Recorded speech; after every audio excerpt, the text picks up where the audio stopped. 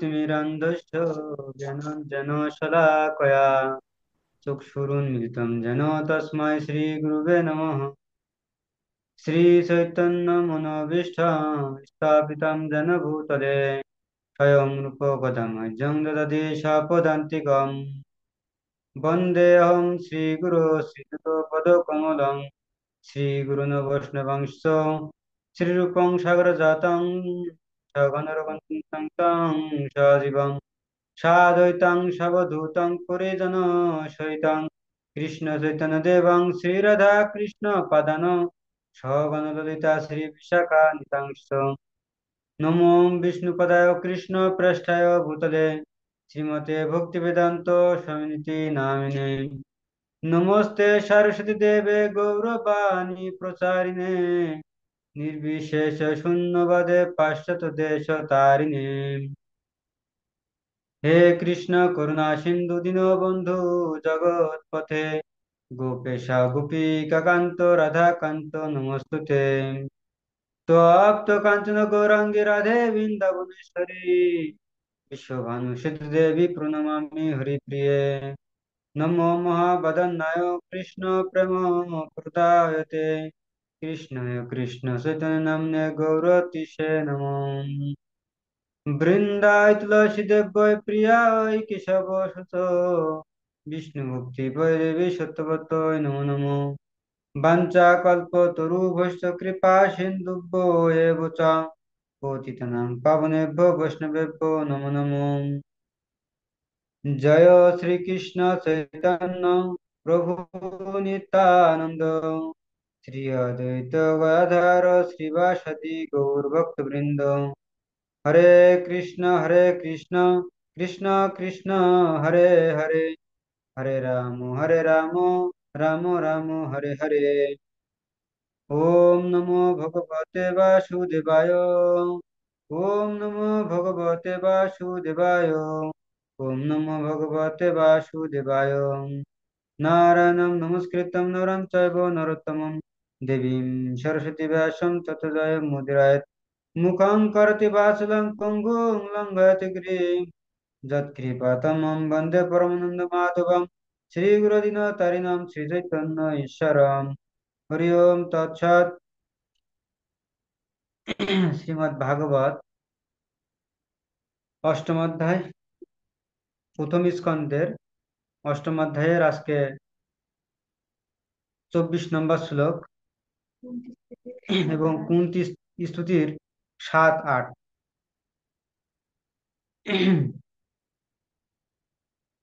পাদৌ যদিও প্রথম দ্বিতীয় তৃতীয় তু তৃতীয় তুর্যৌ পতিত চতুরু নাভিস্তথা পঞ্চমে ষষ্ঠ ভুজন্তরম দৌ যুগলম তথা নো কণ্ঠস্থরাজ নবম যদিও মুখারবিন্দ দশম প্রফুল্লম একাদশ যশ ললাটপট্টম শিরোপিতু দ্বাদশে ভাতি তমাদিদেব করুণানিধানম তমালবর্ণম ছুইতাবতারম অপার সংসার সমুদ্র সেতু ভজামহে ভগবত স্বরূপম। जय जय माल पुराण श्रीमद् भागवतम की जय। जय जय पतित पावन परम दयाल परम सुरक्षित गुरु महाराज की जय। नमो विष्णु पदाय कृष्ण प्रेष्ठ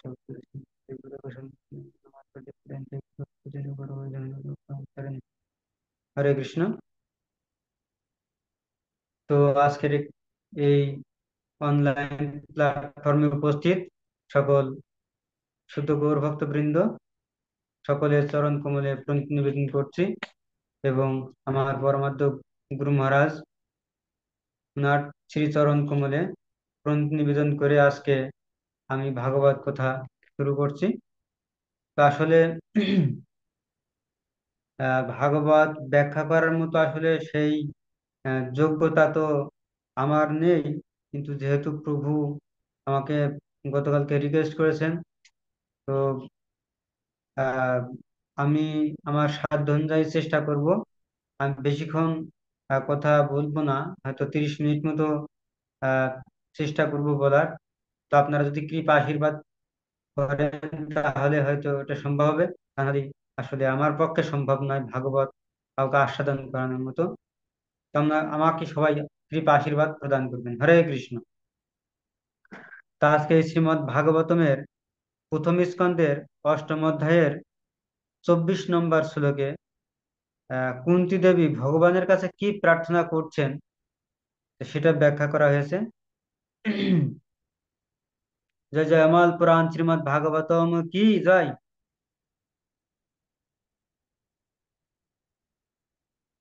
বিষাদ মহাগ্নে পুরুষাদ দর্শনাৎ অসৎ সভায়া বনবাস কৃচ্ছতম মৃদে মৃদ অনেক মহারাত স্ত্রোত দ্রোণী অস্ত্রোত চাস্ম হরে অভিরক্ষিতা। অনুবাদ: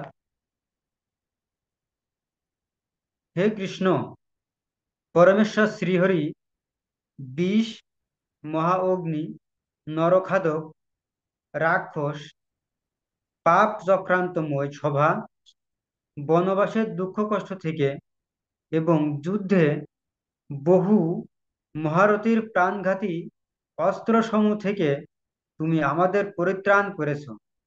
আর এখন অশ্বত্থামার ব্রহ্মাস্ত্র থেকে তুমি আমাদের রক্ষা করলে। হরে কৃষ্ণ। এটা হচ্ছে 24 নম্বর শ্লোক। আর 25 নম্বর শ্লোকে কুন্তী দেবী প্রার্থনা করছেন ভগবানের কাছে, বিপদ সন্ততা সৎ তত্র তত্র জগত গুরু ভবত দর্শনম যৎ স্যাৎ অপুন ভব দর্শনম। অনুবাদ: কুন্তী দেবী বলছেন, হে জগদীশ্বর, আমি কামনা করি যেন সেই সমস্ত সংকট বারে বারে উপস্থিত হয়, যাতে বারে বারে আমরা তোমাকে দর্শন করতে পারি। কারণ তোমাকে দর্শন করলেই আমাদের আর জন্ম মৃত্যুর চক্রে আবর্তিত হতে হবে না, বা এই সংসার চক্র দর্শন করতে হবে না। হরে কৃষ্ণ। তো এখানে কুন্তী দেবীর যে দুইটা প্রার্থনা ভগবানের কাছে, তো এই ভাগবতমে বিভিন্ন অংশে বিভিন্ন মহাত্মাদের স্তুতি আছে, কিন্তু এই কুন্তী স্তুতিটা একটু স্পেশাল আমার কাছে লাগে। এর প্রথম কারণ, এই শ্রীমদ্ ভাগবতমের প্রথম স্কন্ধের প্রথম স্তুতি হচ্ছে এই কুন্তী দেবীর স্তুতি। এ একটা কারণ। আর একটা স্পেশালিটি আছে, সেটা হলো আমরা দেখি যে বিভিন্ন মহাত্মারা ভগবানের কাছে কখন স্তুতি করেছেন, কখন ভগবানের প্রার্থনা করেছেন। যেরকম গজেন্দ্র কখন ভগবানের স্তুতি করছেন, না, যখন মহা সংকটে পতিত হয়েছে সেই সময় গজেন্দ্র ভগবানের স্তুতি করছেন। আবার নাগ পত্নীদের স্তুতি আছে, এই নাগ পত্নীরাও তারা বিপদে পড়ে ভগবানের স্তুতি করছে। আবার বৃত্তাসুরের স্তুতি আছে, ভীষ্মদেবের স্তুতি আছে, প্রহ্লাদ মহারাজের স্তুতি আছে, ধ্রুব মহারাজের স্তুতি আছে, ব্রহ্মার স্তুতি আছে। তো আমরা এগুলো দেখি যে সবাই ভগবানের স্তুতি করছে। তো কুন্তী দেবীর স্তুতি স্পেশাল এই কারণে যে কুন্তী দেবী এই স্তুতিটা কোন সময় করছেন। কুন্তী দেবী যখন বিপদের মধ্যে ছিলেন, কুন্তী দেবী কিন্তু সেই সময় এই স্তুতিটা করেননি। কোন সময় কুন্তী দেবী স্তুতি করছেন? যে সময় কুন্তী দেবীর সমস্ত দুঃখ দুর্দশা সলভ হয়ে গেছে, অর্থাৎ অনেকগুলো সংকট কাটিয়ে উঠেছেন। কুন্তী মাতার জ্যেষ্ঠ পুত্র যুধিষ্ঠির মহারাজ তখন রাজ সিংহাসনে অধিষ্ঠান করেছেন। তো তখন ছিল সুখের সময়। এই সময় কুন্তী স্তুতি করছেন, এই জন্য কুন্তী দেবীর স্তুতিটা একটু স্পেশাল আছে। তো কুন্তী দেবী কি প্রার্থনা করছেন ভগবানের কাছে? বলছেন, ভগবানের কাছে বলছেন যে বিষাদ, অর্থাৎ বিষ থেকে কুন্তী দেবী তার অতীত যে দুঃখ পেয়েছে, যে সময় কৃষ্ণচন্দ্র তাদেরকে ত্যাগ করে দ্বারকার উদ্দেশ্যে গমন করেছেন, ঠিক সেই মুহূর্তে কুন্তী মাতা ভগবানের কাছে প্রার্থনা করছেন। এবং এই প্রার্থনা করার সময় কিন্তু কুন্তী দেবী সেই, আমরা যখন অতীত কোনো দুঃখের কথা মনে হয় তখন আমাদের হৃদয়টা ভারাক্রান্ত হয়ে যায়, আমরা কি কষ্টই না করেছি সে সময়। কিন্তু কুন্তী দেবীর প্রার্থনা কিন্তু এমন নয়। কুন্তী দেবীর এই প্রার্থনার মাধ্যমে কুন্তী দেবী ভগবত কৃপার যে মাহাত্ম্য, এই শ্লোকের মাধ্যমে কুন্তী দেবী সেটা ফুটিয়ে তুলেছে। এবং ভগবানের কাছে কুন্তী দেবী কৃতজ্ঞতা প্রকাশ করছেন এই 24 এবং 25 নম্বর শ্লোকের মাধ্যমে। কি কৃতজ্ঞতা প্রকাশ করছেন? কুন্তী মাতা বলছেন কি, যে ভগবান কুন্তী দেবীকে এবং তার পরিবারের সকলকে রক্ষা করেছেন। কোন কোন সময়?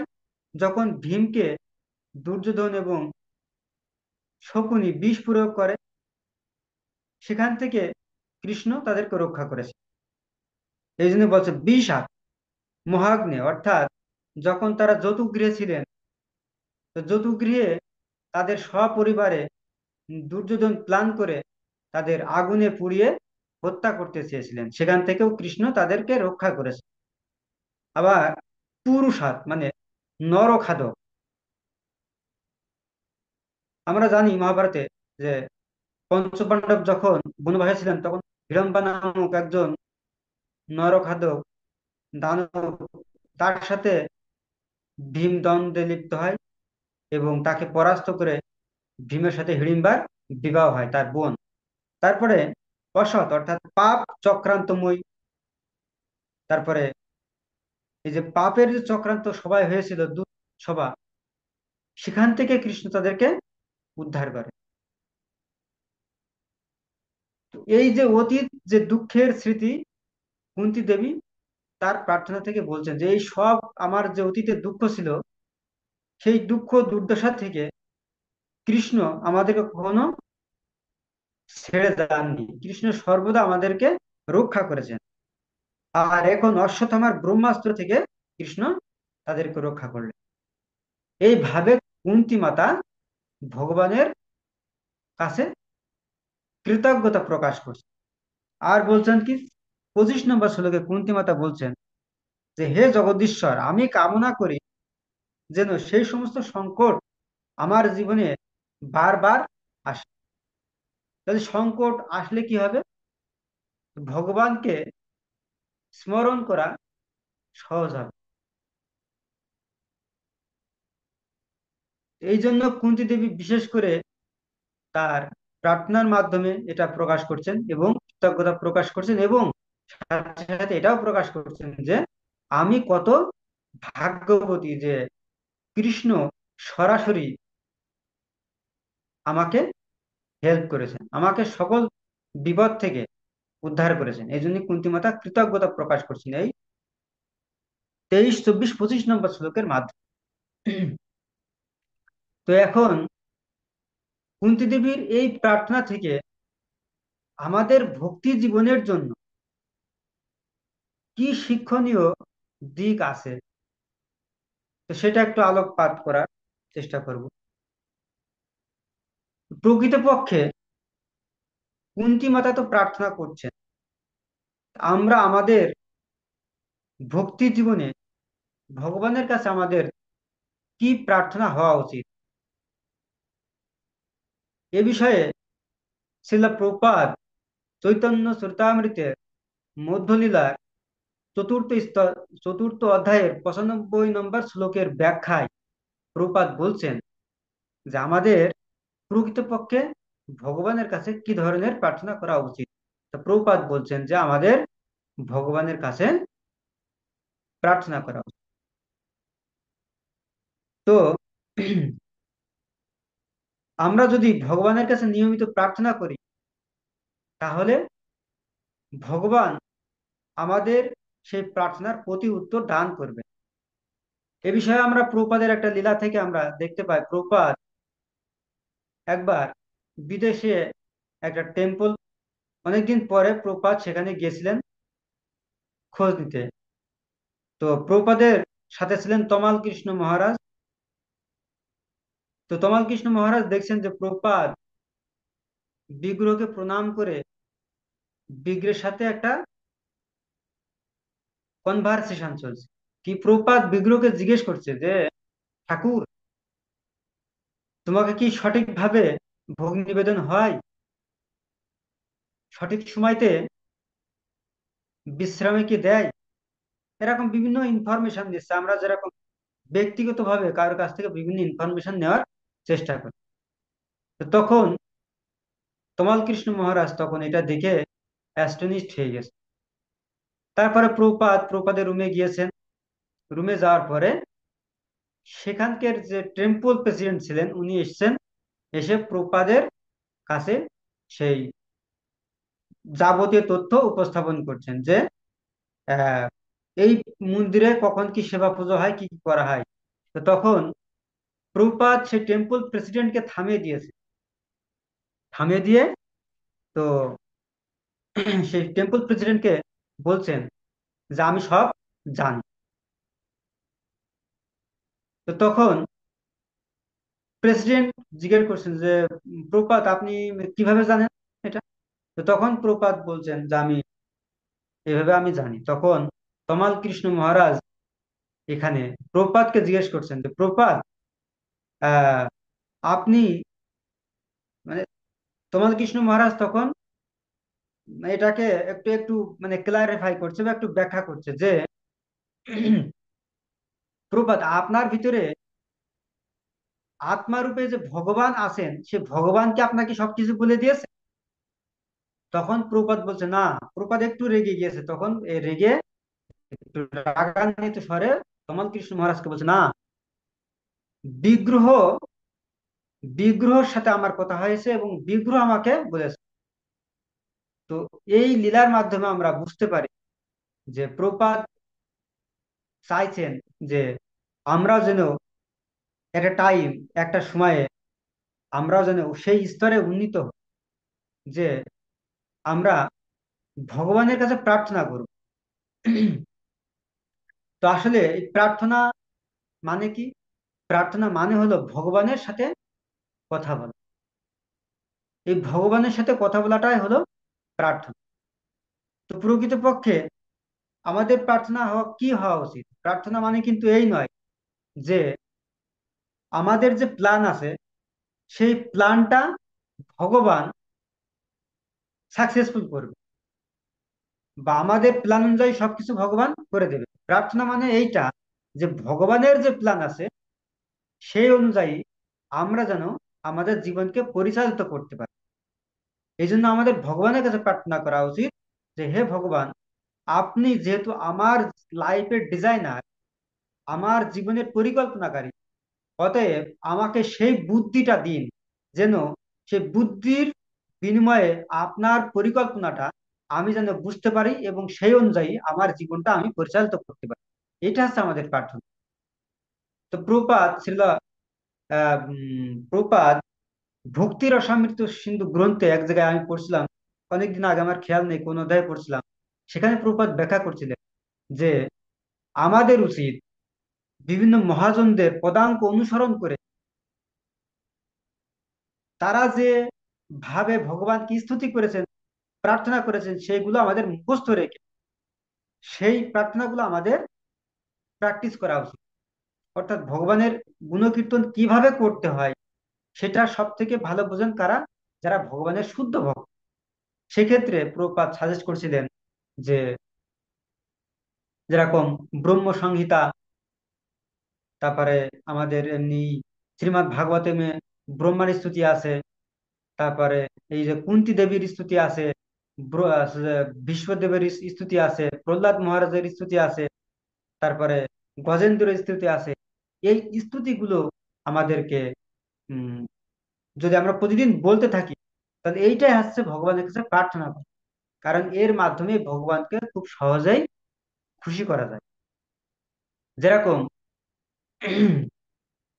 শ্রীমদ্ ভাগবতমের আহ, চতুর্থ স্কন্ধের 30 অধ্যায়ে 33 নম্বর শ্লোকে প্রসেতারা ভগবানের কাছে প্রার্থনা করছেন কি, এটা খুব সুন্দর একটা প্রার্থনা। প্রসেতারা বলছেন, হে ভগবান, জড় জগতের কলুষের ফলে যতদিন আমাদের এই জড় জগতে বিভিন্ন লোকে বিভিন্ন জনিতে ভ্রমণ করতে আহ হয়, ততদিন যেন আমরা আপনার লীলা শ্রবণ কীর্তনে মগ্ন ভক্তদের সঙ্গ লাভ করতে পারি। জন্ম জন্মান্তরে আমরা কেবল এই প্রার্থনাই করি। এইটা হচ্ছে পুরুষতাদের প্রার্থনা ভগবানের কাছে। আবার আমরা দেখতে পারি যে আহ বৃত্তাসুর যখন ইন্দ্রের সাথে যুদ্ধ করছেন, ঠিক সেই সেখানে বৃত্তাসুরের একটা খুব সুন্দর একটা প্রার্থনা আছে ভগবানের কাছে। মানে এত সুন্দর এই প্রার্থনাটা আমি প্রায় বলি, আমার কাছে খুব ভালো লাগে। তো বৃত্তাসুর বলছে কি, অহম হরে তব পাদ এক মূল দাস নুদাস ভবিতাস্মি ভূয় মনো স্মরেত পশুপতে গুণান্তে গৃহীত বা কর্ম করো তুকায়। অর্থাৎ বৃত্তাসুর এখানে ভগবানের কাছে প্রার্থনা করছেন, হে ভগবান, যারা আপনার শ্রী পাদ পদ্মমূলের আশ্রয় গ্রহণ করেছেন, আমি কি আবার আপনার সেই শুদ্ধ ভক্তদের আপনার সেই শুদ্ধ ভক্তদের আন্ডারে আমি থাকতে পারবো? তাদের পাদমূলের আশ্রয় গ্রহণকে আমি করতে পারবো? আর আমি যেখানেই থাকি, যে অবস্থায় থাকি, আপনার সেবায় কি থাকতে পারবো? এইভাবে বৃত্তাসুর ভগবানের কাছে প্রার্থনা করেছে। ব্রহ্মাজি দশম স্কন্ধে ব্রহ্মাজি তখন অনুতপ্ত, তো সেখানেও ব্রহ্মাজি সুন্দর একটা প্রার্থনা করেছেন ভগবানের কাছে। ব্রহ্মাজি বলছেন কি, তত্তানুকম্পাম সুসমীক্ষমান ভুঞ্জানেবাত্মকৃতম বিপাকম হৃদ্বাগ্বপুভি বিদধান নমস্তে জীবে তোজ মুক্তি পদে সদাই ভাগ।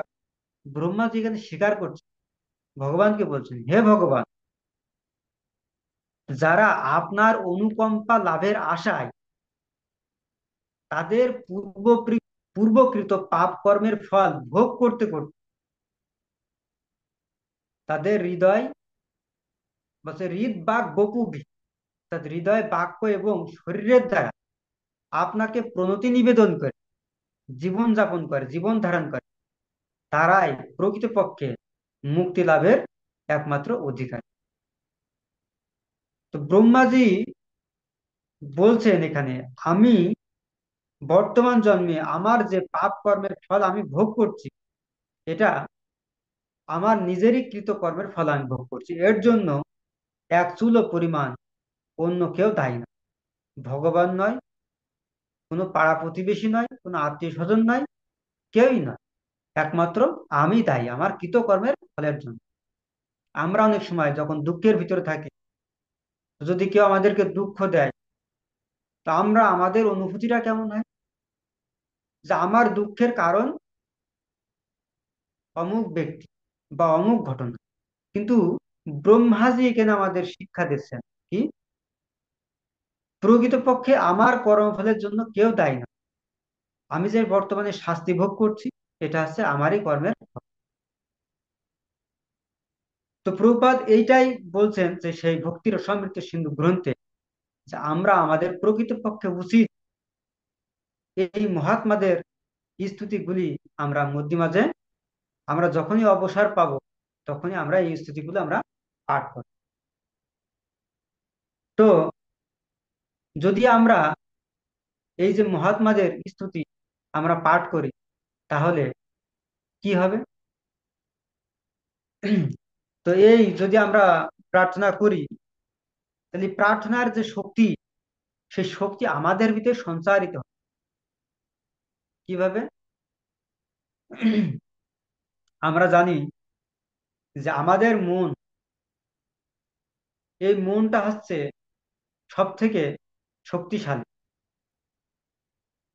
শ্রীমদ্ ভগবত গীতায় অর্জুন মহাশয় ভগবানকে বলছেন, হে কৃষ্ণ, আমার কাছে যে অস্ত্র আছে, বাণ আছে, সেটা আমি নিক্ষেপ করে বায়ুকে রোধ করতে পারি, কিন্তু মন এত শক্তিশালী যে তা বায়ুকে বশীভূত করার থেকেও আরো অনেক কঠিন।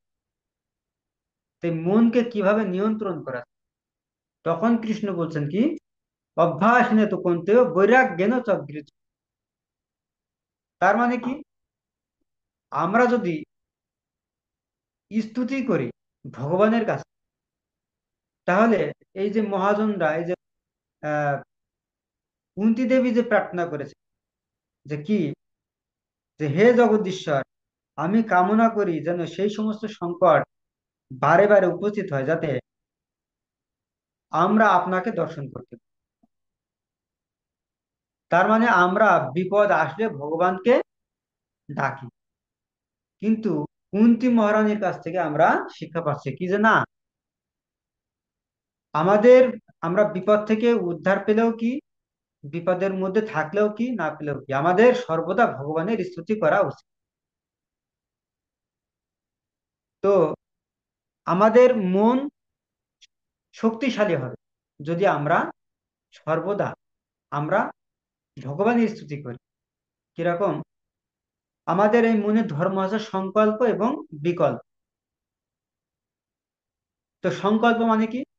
সংকল্প মানে মন সবসময় পজিটিভ চিন্তা করে, একটা মন পজিটিভ চিন্তা করে, এটা হচ্ছে মনের একটা দিক। আর বিকল্পটা কি? বিকল্পটা হচ্ছে নেগেটিভ চিন্তা করে। যেরকম আমরা যদি কোনো জিনিসকে দেখি, যে ধরুন একটা গাছে খুব সুন্দর পাকা আম আছে, তো এই পাকা আম দেখে তখন ইন্দ্র মেসেজ দেবে মন, যে দেখো খুব সুন্দর আম, তখন এই মন একটা বিচার করবে কি, ওই আমটা পারবে, পেড়ে ও নিজে ভোগ করবে। আর এটা হচ্ছে সংকল্প। আর বিকল্পটা কি? বিকল্প চিন্তাধারার মাধ্যমে মন তখন বলবে যে, না, এই আমটার মালিক আমি নই, এই আমটার মালিক হচ্ছে দুইটা ব্যক্তি। জড়জাগতিক সেন্সে এর মালিক একজন আছে, যে গাছের মালিক, আর একটা সেন্স আছে, যেহেতু পরমেশ্বর ভগবান আছে পরম ভোক্তা, কাজে ভগবানকে নিবেদন না করে এই আমটা ভোগ করা যাবে না, আর সেটা আমার ওই মালিকের কাছ থেকে কিনে নিতে হবে। তো এইটা হচ্ছে বিকল্প। তো আমরা যদি ভগবানের কাছে প্রার্থনা করি তাহলে আমাদের মনটা প্রশিক্ষিত হবে, অর্থাৎ মনকে আমাদের পোষণ দিতে হবে। কিভাবে? এই স্তুতির মাধ্যমে, প্রার্থনার মাধ্যমে। তাহলে কি হবে? মন শক্তিশালী হবে। তো শক্তিশালী হলে কি হবে? তখন আমাদের যে দুর্বল বিচার শক্তি, এই দুর্বল বিচার শক্তি পরাভূত হয়ে যাবে সবল বিচার শক্তির কাছে। যেরকম শচীনন্দন মহারাজ, উনি একটা লেকচারে বলছিলেন যে একটা পথের ধারে দুইটা কুকুর, তারা উম, মানে মারামারি করছে। তো এই মারামারি করছে দুইটা কুকুরে, তা কোন কুকুরটা বিজয়ী হবে? তো তখন সবাই বলছে যে মহারাজ, এটা কিভাবে বুঝবো কোন কুকুরটা বিজয়ী হবে? তখন মহারাজ বলছে, এটা স্বাভাবিক, যে কুকুরটা শক্তিশালী সে বিজয়ী হবে। তো ঠিক একইভাবে আমরা যদি আমাদের এই যে মনের সংকল্প এবং বিকল্প, এই যে মনের দুইটা চিন্তাধারা, একটা আছে পজিটিভ চিন্তা করে, একটা আছে নেগেটিভ চিন্তা করে। পজিটিভ চিন্তা করে কি কোন সময়? সে ওই জিনিসটা ভোগ করার জন্য, বা সে তখন মেসেজ দেবে মনকে যে না, এই জিনিসটা তো ভালো, আমার পক্ষে ভালো, স্বাস্থ্যকর, হ্যাঁ, বা আমার জন্য ভালো। আর বিকল্প চিন্তাধারার মাধ্যমে ও পূর্বের অভিজ্ঞতার মাধ্যমে সে বিচার করতে শুরু করবে, এটা আমার জন্য কতটা হেল্পফুল। অর্থাৎ সে তখন শাস্ত্রের আলোকে বা পূর্বজনদের উপদেশের আলোকে তখন চিন্তা করে। তা আমরা যদি ভগবানের প্রার্থনা করি, তাহলে ভগবান আমাদের সেই শক্তি যোগান দেবে, এবং মনটা তখন আমাদের শক্তিশালী হবে। এই জন্য আমাদের প্রার্থনা করা উচিত। আর একটা কারণ, আমরা কি জন্য প্রার্থনা করব? আহ, আমরা যদি কোনো অসম্ভব জিনিসকে সম্ভব করতে চাই, তাহলে আমাদের ভগবানের কাছে প্রার্থনা করা উচিত। এর একটা দৃষ্টান্ত হচ্ছে আমাদের শ্রীলা প্রভুপাদ। প্রভুপাদ যখন আমেরিকায় যান, তো আমেরিকায় যাওয়ার আগে প্রভুপাদ অনেক তপস্যা করেছেন, অনেক প্রার্থনা করেছেন ভগবানের কাছে। আমরা জানি যে নবদ্বীপে, সেখানে শান্তিপুরে, শান্তিপুরে যে অদ্বৈত আচার্যের যে তীর্থভূমি আছে, তো প্রভুপাদ অদ্বৈত আচার্যের সেখানে আসতেন কি করতে? শক্তি সঞ্চার করার জন্য। এবং ওখানে এসে প্রভুপাদ অনেক ঘন্টা জব করতেন, সেই কলকাতা থেকে এই শান্তিপুরে আসতেন, এসে অনেকক্ষণ জব করতেন, এবং জব করার সময় প্রভুপাদ ক্রন্দন করতেন। আবার আমরা জানি যে প্রভুপাদ যখন বৃন্দাবনে থাকতেন, রাধা দামোদর মন্দিরের পাশে, তো সেখানে প্রভুপাদ যে রূপ সনাতনের যে সমাধি মন্দির আছে, প্রভুপাদ অনেক রাত্রে গিয়ে সেখানে পরিষ্কার করতেন, ঝাড় দিতেন, এবং প্রভুপাদ ক্রন্দন করতেন। তো প্রভুপাদ ক্রন্দন করতেন নিজের জন্য? প্রভুপাদ নিজের জন্য না, প্রভুপাদ প্রার্থনা করতেন যে জগৎ জীবদের কিভাবে উদ্ধার করা যায়। প্রভুপাদের যে গুরু মহারাজের যে নির্দেশ ছিল যে পাশ্চাত্য দেশে যেতে হবে, যে সেখানে প্রচার করতে হবে। তো প্রভুপাদ এইভাবে বৃন্দাবনে অনেকদিন ভজন করেছেন, ভগবানের কাছে প্রার্থনা করেছেন, কিসের জন্য? শক্তি সঞ্চার করার জন্য। তো ভগবানের কাছে আমরা যখন প্রার্থনা করি, তখন আমাদের ভিতরে ভগবানের শক্তির সংমিশ্রণ হয়, ফলে আমরা অনেক অসম্ভবকে সম্ভব করতে পারি। যেরকম প্রভুপাদ পাশ্চাত্যে, প্রভুপাদের আহ আমেরিকায় যাওয়ার আগে অনেক সাধু সন্ন্যাসীরা সেখানে গিয়েছেন, কিন্তু কই একজনও তো আহ বৈষ্ণব ভক্তে পরিণত হয়নি, বা আমাদের হিন্দু ধর্মের প্রচার প্রসার তো সেইভাবে হয়নি। কিন্তু প্রভুপাদ এই বৃদ্ধ বয়সে যে কেন এরকম অল্প সময়ের ভিতরে এত সাকসেসফুল হলো? তো এর একমাত্র কারণ, প্রভুপাদ প্রার্থনা করেছেন, অনেকদিন ধরে তপস্যা করে।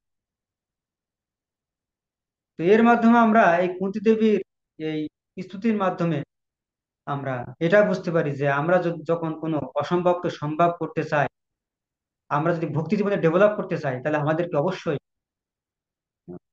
ভগবানের কাছে প্রার্থনা করতে হবে। প্রার্থনা প্রার্থনা করলে কি হবে? আমরা বিচার আমরা বিচারশীল হব, বিচারশীল। আর কি হব? আমরা দয়ালু হব, আমরা বিনয়ী হব। আর প্রার্থনা করলে কি হবে? আমাদের মনের টেম্পারেচার, আমাদের যে মনের টেম্পারেচার, হৃদয়ের যে তাপমাত্রা, সেটা নিয়ন্ত্রণ থাকবে। আমরা কৃতজ্ঞ হব ভগবানের প্রতি। যেরকম মহারানী কুন্তী দেবী এখানে ভগবানের কাছে কৃতজ্ঞতা জানাচ্ছে যে হে ভগবান, আপনি আমার পূর্বের সমস্ত বিপদ থেকে উদ্ধার করেছেন, আর এখন আপনি সেই ব্রহ্মাস্ত্র থেকে আমাদেরকে রক্ষা করলেন। এইভাবে আমরা কৃতজ্ঞ থাকব। ভগবান আমাদের জন্য সবকিছুর আয়োজন করেছে। আমরা হয়তো এই জড় জগতে অনেক অনেক অনেক কিছুর মালিক হতে পারি। আমরা যখন ভূমিষ্ঠ হই, ভূমিষ্ঠ হওয়ার সাথে সাথে আমরা বিনামূল্যে যে অক্সিজেন পাই, এটার ব্যবস্থা ভগবান নিজেই করে দিয়ে। এই জন্য আমরা যদি একটু চিন্তাশীল হই, তাহলে আমরা দেখব যে আমরা ভগবানের কাছে আমাদের কৃতজ্ঞতা প্রকাশ করার কোনো ভাষা আসলে থাকা উচিত নয়। তো ভগবানের কাছে যদি আমরা প্রার্থনা করি তাহলে আমাদের সমস্যার সমাধান হয়ে যাবে। তো অনেক হয়তো প্রশ্ন করবেন একটু পরে যে ভগবানের কাছে প্রার্থনা করলেই সব সমস্যার সমাধান কি হয়ে যায়? তা আসলে সমস্যার সমাধানের পরিভাষাটা আমাদের একটু বুঝতে হবে। যেরকম আমি আহ শ্রীমতী ডাক্তার নিতাই সেবিনী মাতাজির একটা লেকচারে একটা গল্প শুনছিলাম। উনি বলছিলেন যে প্রভুপাদের এক শিষ্য, তো তখন নিউ বৃন্দাবন নতুন তৈরি হয়েছে, তো সেখানে ওই ভক্তটা থাকতেন। উনার বয়স ছিল সেই সময় 17 থেকে 18 বছর বয়স। তো নিউ বৃন্দাবনে এখন যেরকম জাঁকজমকপূর্ণ, বা সেখানে টাকা পয়সার কোনো অভাব নেই, উম, প্রসাদের কোনো অভাব নেই, কোনো কিছুর অভাব নেই, কিন্তু সেই সময় সবকিছুর অভাব ছিল। এবং সেখানে সানডে ফিস্ট হতো। তো এই সানডে ফিস্টের দিনে একটু খুব সুন্দর প্রসাদের ব্যবস্থা হতো। আর 6 দিন হয় কোনোদিন খিচুড়ি প্রসাদ হতো, অথবা ডাউল ভাত। এই খালি ডাউল ভাত খিচুড়ি প্রসাদ হতো। তা ওই ভক্তটা বাদ বাকি দিন, সে নতুন ভক্ত, যেরকম আমরা অনেক দিন ধরে মাছ মাংস আহার করেছি, হঠাৎ করে আমরা যদি ভক্তি জীবনে যাই, তাহলে আমরা যদি সুন্দর রসালো প্রসাদ না পাই তাহলে আমাদের অনেক সমস্যা হয়। তো প্রভুপাদের সেই শিষ্য এরকম 17-18 বছর বয়স ছিলেন।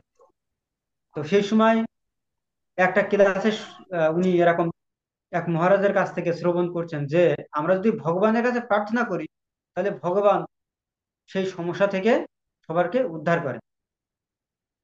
তো সেই ভক্তটা তখন ভগবানের কাছে প্রার্থনা করছেন, হে ভগবান, হ্যাঁ, তা আগামীকালকে যেন একটু খুব সুন্দর সে সানডে ফিস্টের মতো মহাপ্রসাদ হয়, বিভিন্ন রকম ছানার রসা, ধোকা, বা এরকম ইত্যাদি ইত্যাদি অনেক যেন প্রসাদের আইটেম তৈরি হয়। তা উনি এরকম থালা নিয়ে যখন কিচেনের দিকে যায়, গিয়ে দেখে আবার সেই ডাল ভাত অথবা খিচুড়ি। তো এরকম প্রতিদিন প্রার্থনা করে, আর প্রতিদিন রান্নাঘরের দিকে গিয়ে দেখে ওই একই ডাল ভাত অথবা খিচুড়ি। তো এইভাবে অনেকদিন হয়ে গেল।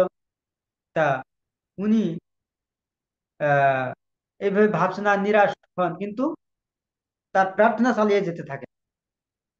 তো মাতাজি জিজ্ঞেস করছেন যে তারপরে, তো একদিন বলছেন যে তারপরে একদিন আমি কিচেনে গেলাম, গিয়ে প্রসাদ নিলাম, খুব রিল্যাক্সে খুব সুন্দর করে প্রসাদ পেয়ে আমি বেরিয়ে আসলাম। তখন মাতাজি বলছেন যে প্রভু, তাহলে আপনি কি ওই দিনকে খুব সুন্দর মানে ডাউল, পনির, ছানার সবজি, ধোকা ইত্যাদি অনেক প্রসাদ পেয়েছেন? বলছেন না। বলছে তাহলে? বলছে আমি ভগবানের কাছে প্রার্থনা করতে করতে আমার অভ্যাসটা এমন তৈরি হয়ে গেল যে আমি সেদিন ওই একই প্রসাদ আমি গ্রহণ করি, ডাউল আর আছে অন্ন।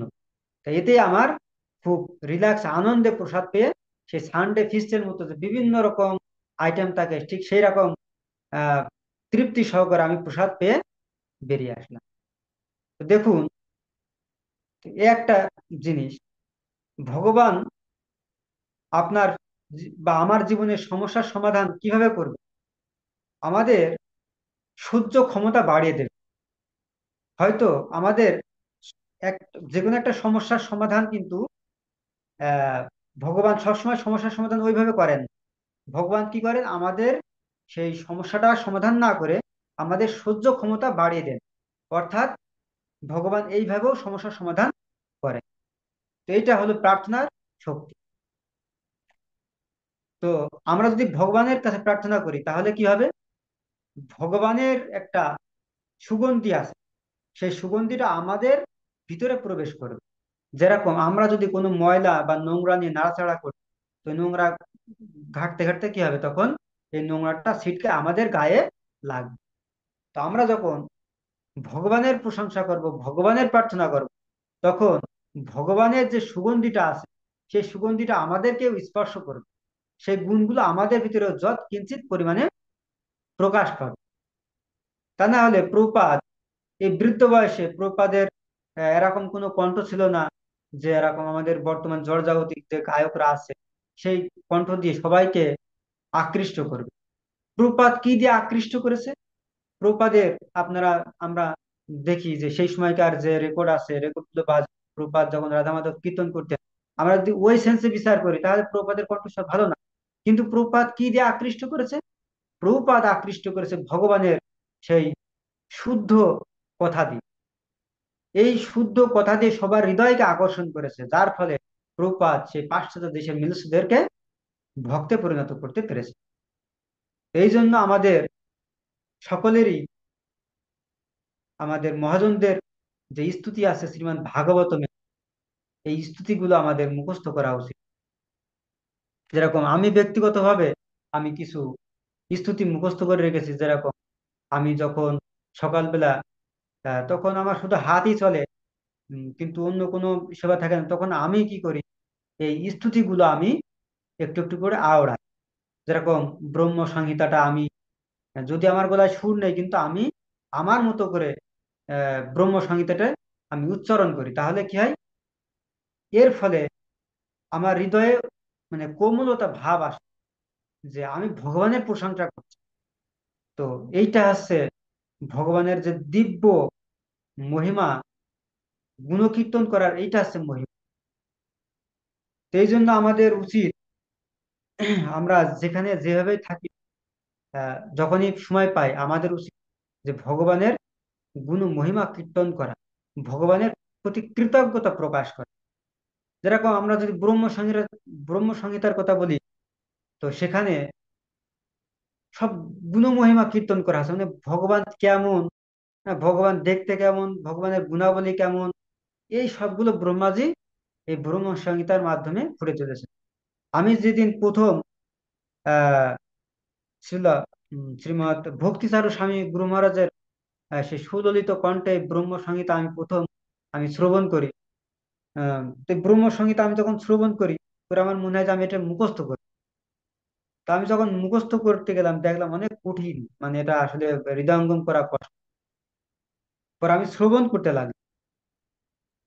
তো শ্রবণ করতে করতে আমার এখন প্রায় অধিকাংশ শ্লোক মুখস্থ হয়ে গেছে।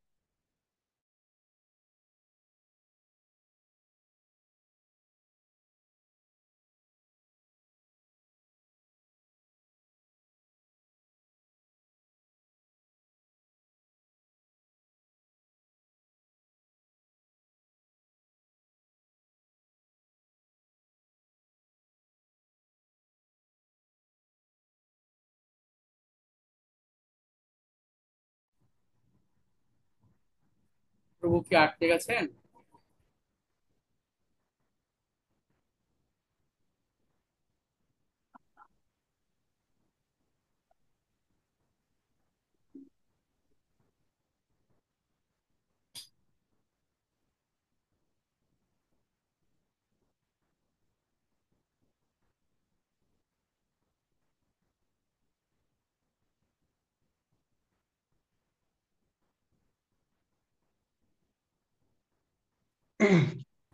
হরে কৃষ্ণ প্রভু।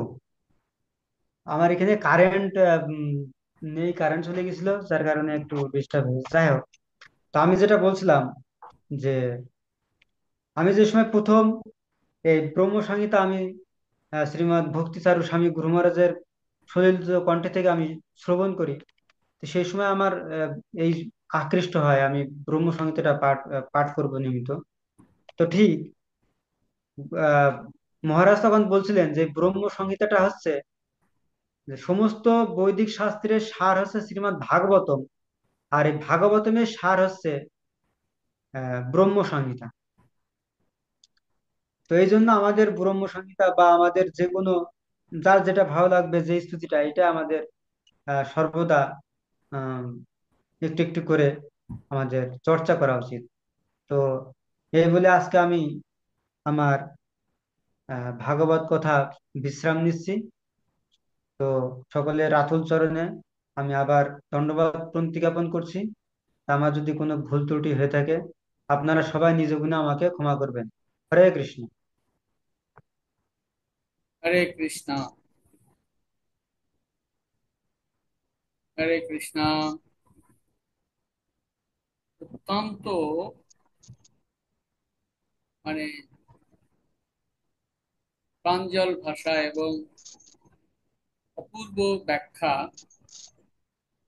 কুন্তী দেবীর শিক্ষা থেকে আমার খুব ভালো লেগেছে। আমি আপনাকে অত্যন্ত হৃদয়ের সাথে অভিনন্দন জানাচ্ছি। খুব ভালো লেগেছে। আর এত সুন্দর করে ব্যাখ্যা প্রত্যেকটা কথা যা আমাকে অভিভূত করেছে। আমি আশা করছি যে সবাই খুব ভালোভাবে বুঝেছেন। খুব সুন্দর কথা, সুন্দর উপমা দিয়ে যেভাবে বোঝানো হয়েছে। তো এই বিষয়ে কেউ যদি কোনো প্রশ্ন রাখতে চান, কারণ যদি কোনো প্রশ্ন এসে থাকে তাহলে প্রশ্ন করতে পারেন। অলগৌনিকায় দাস প্রভু। তার আগে সুহাসিনী তুঙ্গবিদ্যা দেবী দাস বলুন। হরে কৃষ্ণ। প্রণাম প্রভু সনাতন চরণে। প্রভু, আমার একটা বিষয় আপনার প্রবচনের অংশই ছিল, এটা আমার একটু বুঝতে পারিনি ভালো মতো, সেটা আবার জানার জন্য প্রভু যে একটু কৃপা করে যদি সংকল্প এবং বিকল্পটা আরেকবার বলতেন। হরে কৃষ্ণ। তা আসলে আমাদের মনের যে ধর্ম সেটা হচ্ছে সংকল্প এবং বিকল্প।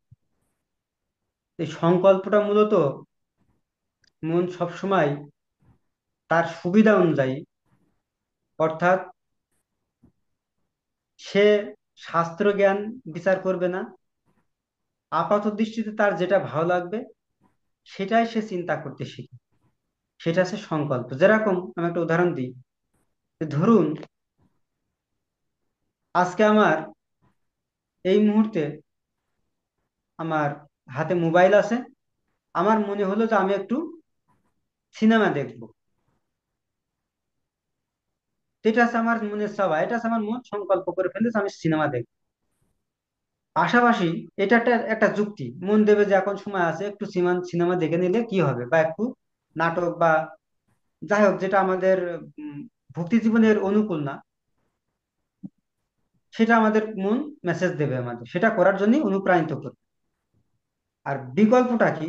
বিকল্প আর একটা বিচার শক্তি। সে তখন বলবে যে না, আমি ভক্তি জীবনে আছি, এটা সিনেমা না দেখে বা মোবাইল না দেখে আমি একটু গীতা পড়ি বা ভাগবত পড়ি।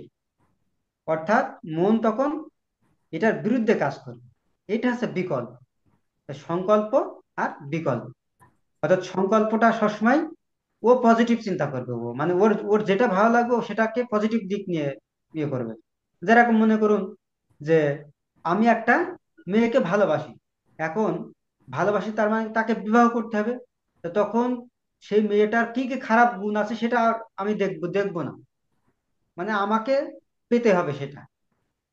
তখন তার যে খারাপ দিকগুলো আছে সব আমি মানে ব্যাকে দিয়ে দেবো, আমার এখন ইচ্ছা আমি বিয়ে করবো। এটা এটা হচ্ছে সংকল্প। আর বিকল্পটা কি?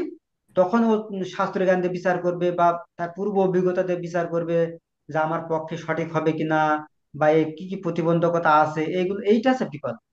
হরে কৃষ্ণ। কোনো ডাউট আছে? না, ধন্যবাদ প্রভু। হরে কৃষ্ণ। হরে কৃষ্ণ। অলগৌনিকায় দাস। হরে কৃষ্ণ। প্রণাম প্রভুর চরণে। হরে প্রভু কৃষ্ণ। গতদিন আগে একদিন কথা বলেছিলেন, তখন আমার খুব ভালো লাগছিল, আজকে নতুন করে বলেছেন। শশীনন্দন স্বামী মহারাজের ওই যে কুকুরের, দুটো কুকুরের উদাহরণ, আসলে আমি এইটা এরকম শ্রবণ করেছি আমি ওনার মুখ দিয়ে। তো আসলে আমাদের ভক্তি জীবনে এরম যে ভক্তি জীবনটা যদি স্ট্রং করতে হয় তাহলে সাধারণ জিনিসটা বাদ দিতে হবে। তো এই যে উদাহরণটা আমার চমৎকার লেগেছে, আমরা এই দুটো কুকুর থেকে, যে কুকুরের যুদ্ধ থেকে আমরা এখান থেকে লার্ন পেতে পারি। তাছাড়াও আপনি ব্রহ্ম সংহিতার কথা বলেছেন এতক্ষণে যে বলছিলেন, আমিও একটু আগে, আপনার আগে আমি তাই মনে মনে করছিলাম, আমি ওই যে নতুন ভক্তদের কাছে বলছিলাম যে ব্রহ্ম সংহিতা রেগুলার পাঠ করা উচিত।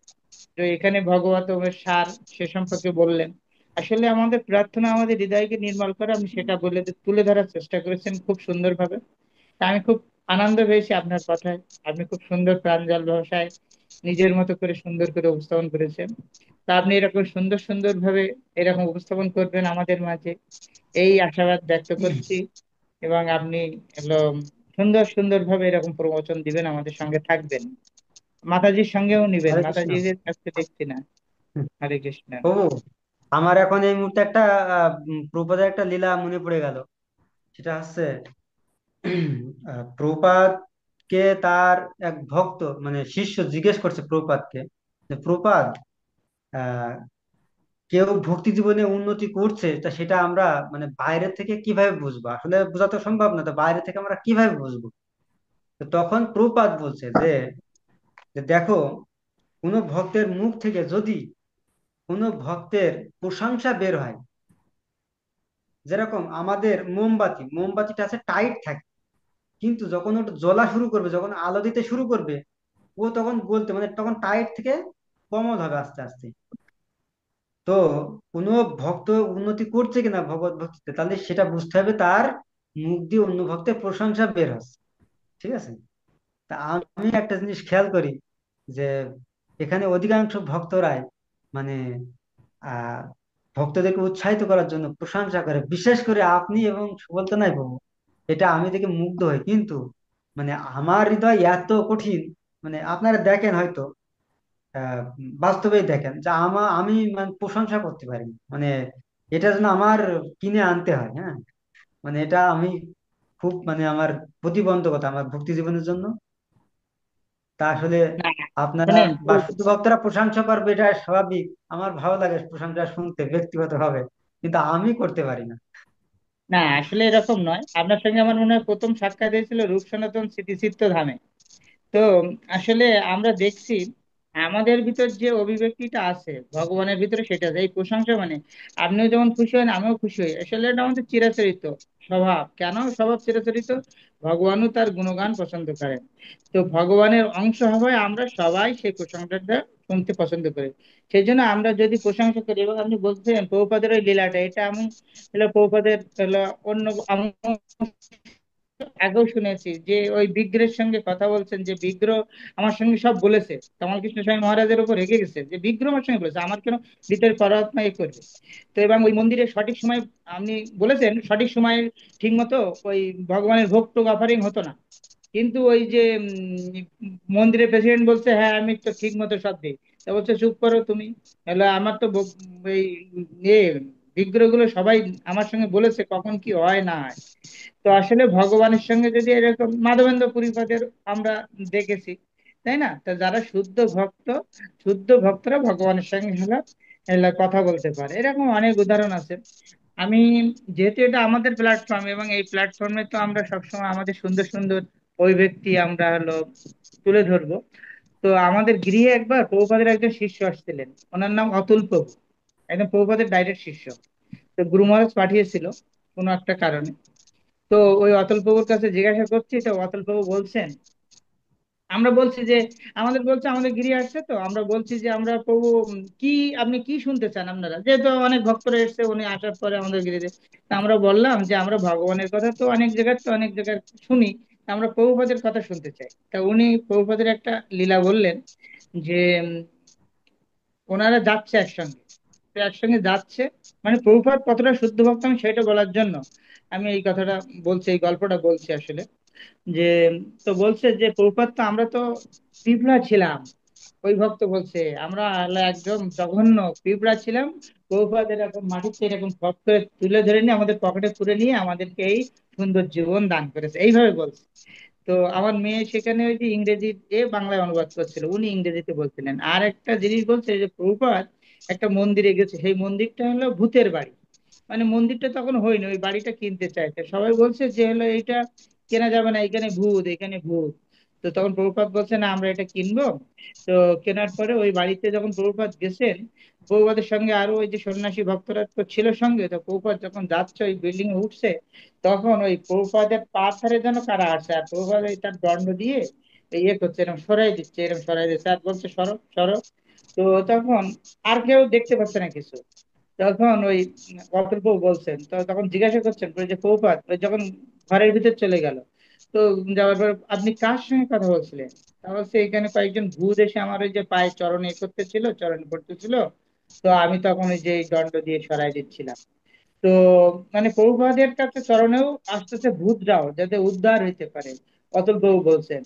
তো ওই প্রভুর মুখ দিয়ে শোনা, তো আসলে শুদ্ধ ভক্ত, এবং এই আমরা এই যে প্ল্যাটফর্ম পেয়েছি, এই প্ল্যাটফর্ম আসলে প্রভুপাদের জন্য। এবং এই কুন্তী দেবীর শিক্ষাটা স্পেশালি আপনি বলছিলেন যে অনেকগুলো হলো ওই যে গজেন্দ্রের স্তুতি, তারপরে নাগাপত্নীদের স্তুতি, তারপরে ব্রহ্মার স্তুতি, তারপরে বৃত্তাসুরের স্তুতি, তারপরে মানে ভীষ্মদেবের স্তুতি, সব স্তুতি আছে, কিন্তু স্পেশালিটি একটা বই করেছেন কুন্তী দেবী শিক্ষা প্রভুপাদ। কেন এত স্পেশাল? তাহলে প্রভুপাদ যেটা দিয়েছেন সেটা আমরা বুঝতে পারি। তো সেই জন্য আমরা সেই স্তুতি নিয়ে কথা বলছি, আর সেই স্তুতির একটা শ্লোক নিয়ে আপনি আজকে এত চমৎকার আলাপ করলেন।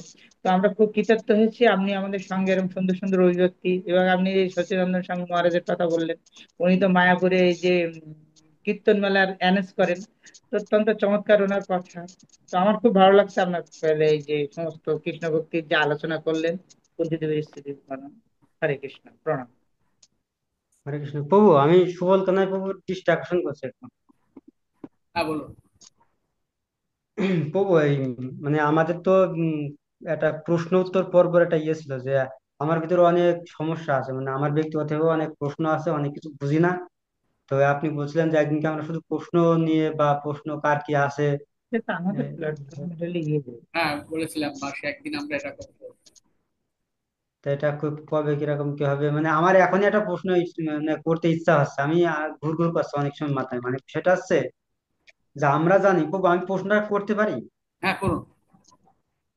তো সেটা হচ্ছে যে আমরা জানি যে হরে কৃষ্ণ মহামন্ত্র আমরা আহ শুচি অশুচি নেই, অর্থাৎ কোন অবস্থায় থাকলাম সেটা কোনো বড় বিষয় নেই। আমরা আছে যে বাথরুমে বসেও আমরা এই হরে কৃষ্ণ মহামন্ত্র করতে পারি, তাতে কোনো বিধি নিষেধ নেই। কিন্তু আমরা যে বিভিন্ন পুরাণ বা ভাগবত পুরাণ বলেন বা যে কোনো শাস্ত্রের শ্লোকগুলো, যেরকম মনে করেন ব্রহ্ম সংহিতা শ্লোক, তা আমার মুখস্থ আছে, তা আমার দেখা যাচ্ছে ওই বাথরুমে যে আমার মনে পড়ে গেল, দেখা যাচ্ছে আমি অবচেতন ভাবেই আমি দেখা যাচ্ছে ইয়ে করছি, পরে ভাবছি যে ঠিক হচ্ছে কি না হচ্ছে, এটা তো আমি সে জানি না অ্যাকচুয়ালি।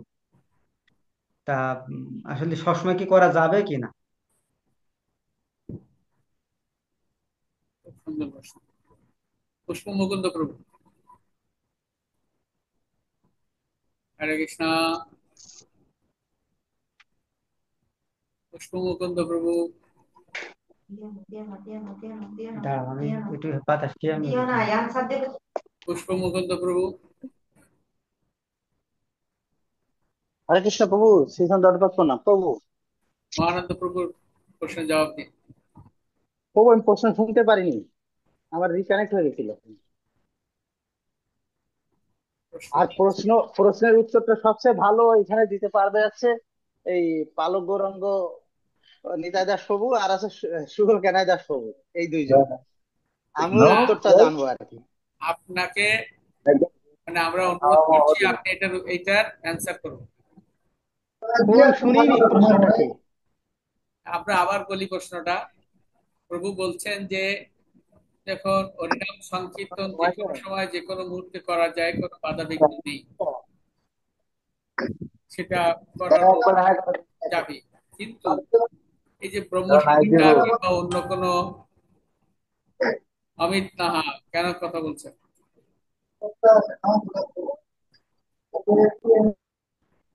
তো বিভিন্ন সময় বিভিন্ন পরিস্থিতিতে এই যে ব্রহ্মসংহিতা কিংবা অন্যান্য কোনো স্তুতি আমরা যে কোনো অবস্থায় করতে পারবো কিনা, যেমন যে কোনো অবস্থায় হরিনাম সংকীর্তন করতে পারি। সুন্দর প্রশ্ন এসে প্রভু, হ্যাঁ। প্রণাম। এই প্রশ্নের উত্তরটা আসলে আসলে আমি ভালো দিতে পারবো না, তবে আমি একটু একটু সময় নিয়ে একটু উত্তরটা দেবো। হ্যাঁ, বলুন। আমি যে সাধারণত মানে একদিন আপনাদের সঙ্গে এই বিষয়টা নিয়ে আলোচনা করেছিলাম যে আমরা যে দামোদর অষ্টকমটা গাই, এই দামোদর অষ্টকমটা প্রকৃত এই দামোদর অষ্টকমটা গাওয়ার সময়টা কখন?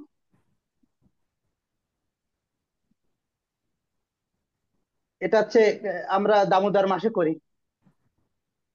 কিন্তু সত্যব্রত মুনির মতো যিনি এরকম বাৎসল্য প্রেমে থাকবেন, মানে যিনি বাৎসল্য রসে থাকবেন, তার জন্য দামোদর অষ্টকম গাওয়াটা সবসময়ের জন্য দরকার।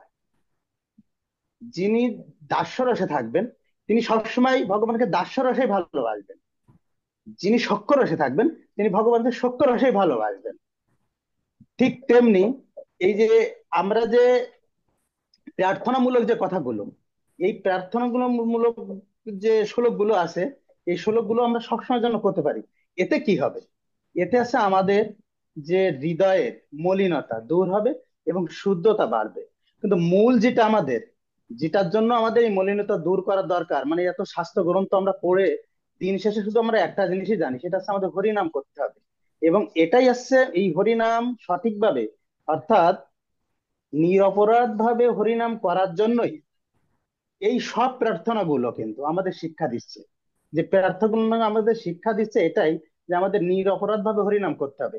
তো আপনি যে কোনো প্রার্থনা যে কোনো সময় করতে পারেন, কারণ আপনি তো তখন সেই রসে সেই ভগবানকে আপনি ভালোবাসছেন। দামোদর অষ্টকম নট অনলি আছে দামোদর মাসের জন্য, আপনি প্রত্যেকদিন সন্ধ্যার সময় গাইতে পারেন যদি আপনি বাৎসল্য রসে ভগবানকে ভালোবাসেন, অর্থাৎ আপনি দামোদর ভগবানকে যদি দর্শন করেন, তাহলে অবশ্যই আপনি চান। ঠিক তেমনি যেমন রাধা দামোদর মন্দির, ওটা কি, যে ওটা হচ্ছে একটু মাধুর্য রসের কথা। আর যখন আমরা শুধু দামোদর ভগবানকে বলি তখন হচ্ছে বাৎসল্য রসে যায়। যখন আমরা রাধা দামোদর বলি তখন হচ্ছে রাধা যে প্রেমের দড়িতে কৃষ্ণকে বেঁধেছিল, এটা কিন্তু মাধুর্য রসে। ঠিক তেমনি আমাদের যাবতীয় যত প্রার্থনাগুলো আছে, সব প্রার্থনাগুলো আমাদেরকে মলিনতা দূর করার জন্য এবং আমাদের শুদ্ধভাবে হরিনাম করতে পারি জানো আমরা, এই একটাই আছে উদ্দেশ্য। এটা হচ্ছে আমার পার্সোনাল অনুভব এবং আমাদের আচার্যগণদের যে টিকাটি গুলো আছে সেখান থেকে জানা। প্রভু হরে কৃষ্ণ, প্রণাম। মনন্দ নিমাই দাস প্রভু, আপনি আমাকে একটু আশীর্বাদ করবেন। আপনারা লক্ষ্য নাম করেন, মাতাজি লক্ষ্য নাম করে, আমার যে কি ভালো লাগে। হ্যাঁ, আমি সবসময় আপনাদের কথা ঘরে বলি, কিন্তু আজকে দুপুরেও বলতেছিলাম যে ওই মাতাজিরা আছে লক্ষ্য নাম করে, হ্যাঁ, সবসময়ের জন্য। হরে কৃষ্ণ প্রভু, আমি লক্ষ্য নাম জীবনেও করিনি, আর এজন্য হবে কিনা জানি না।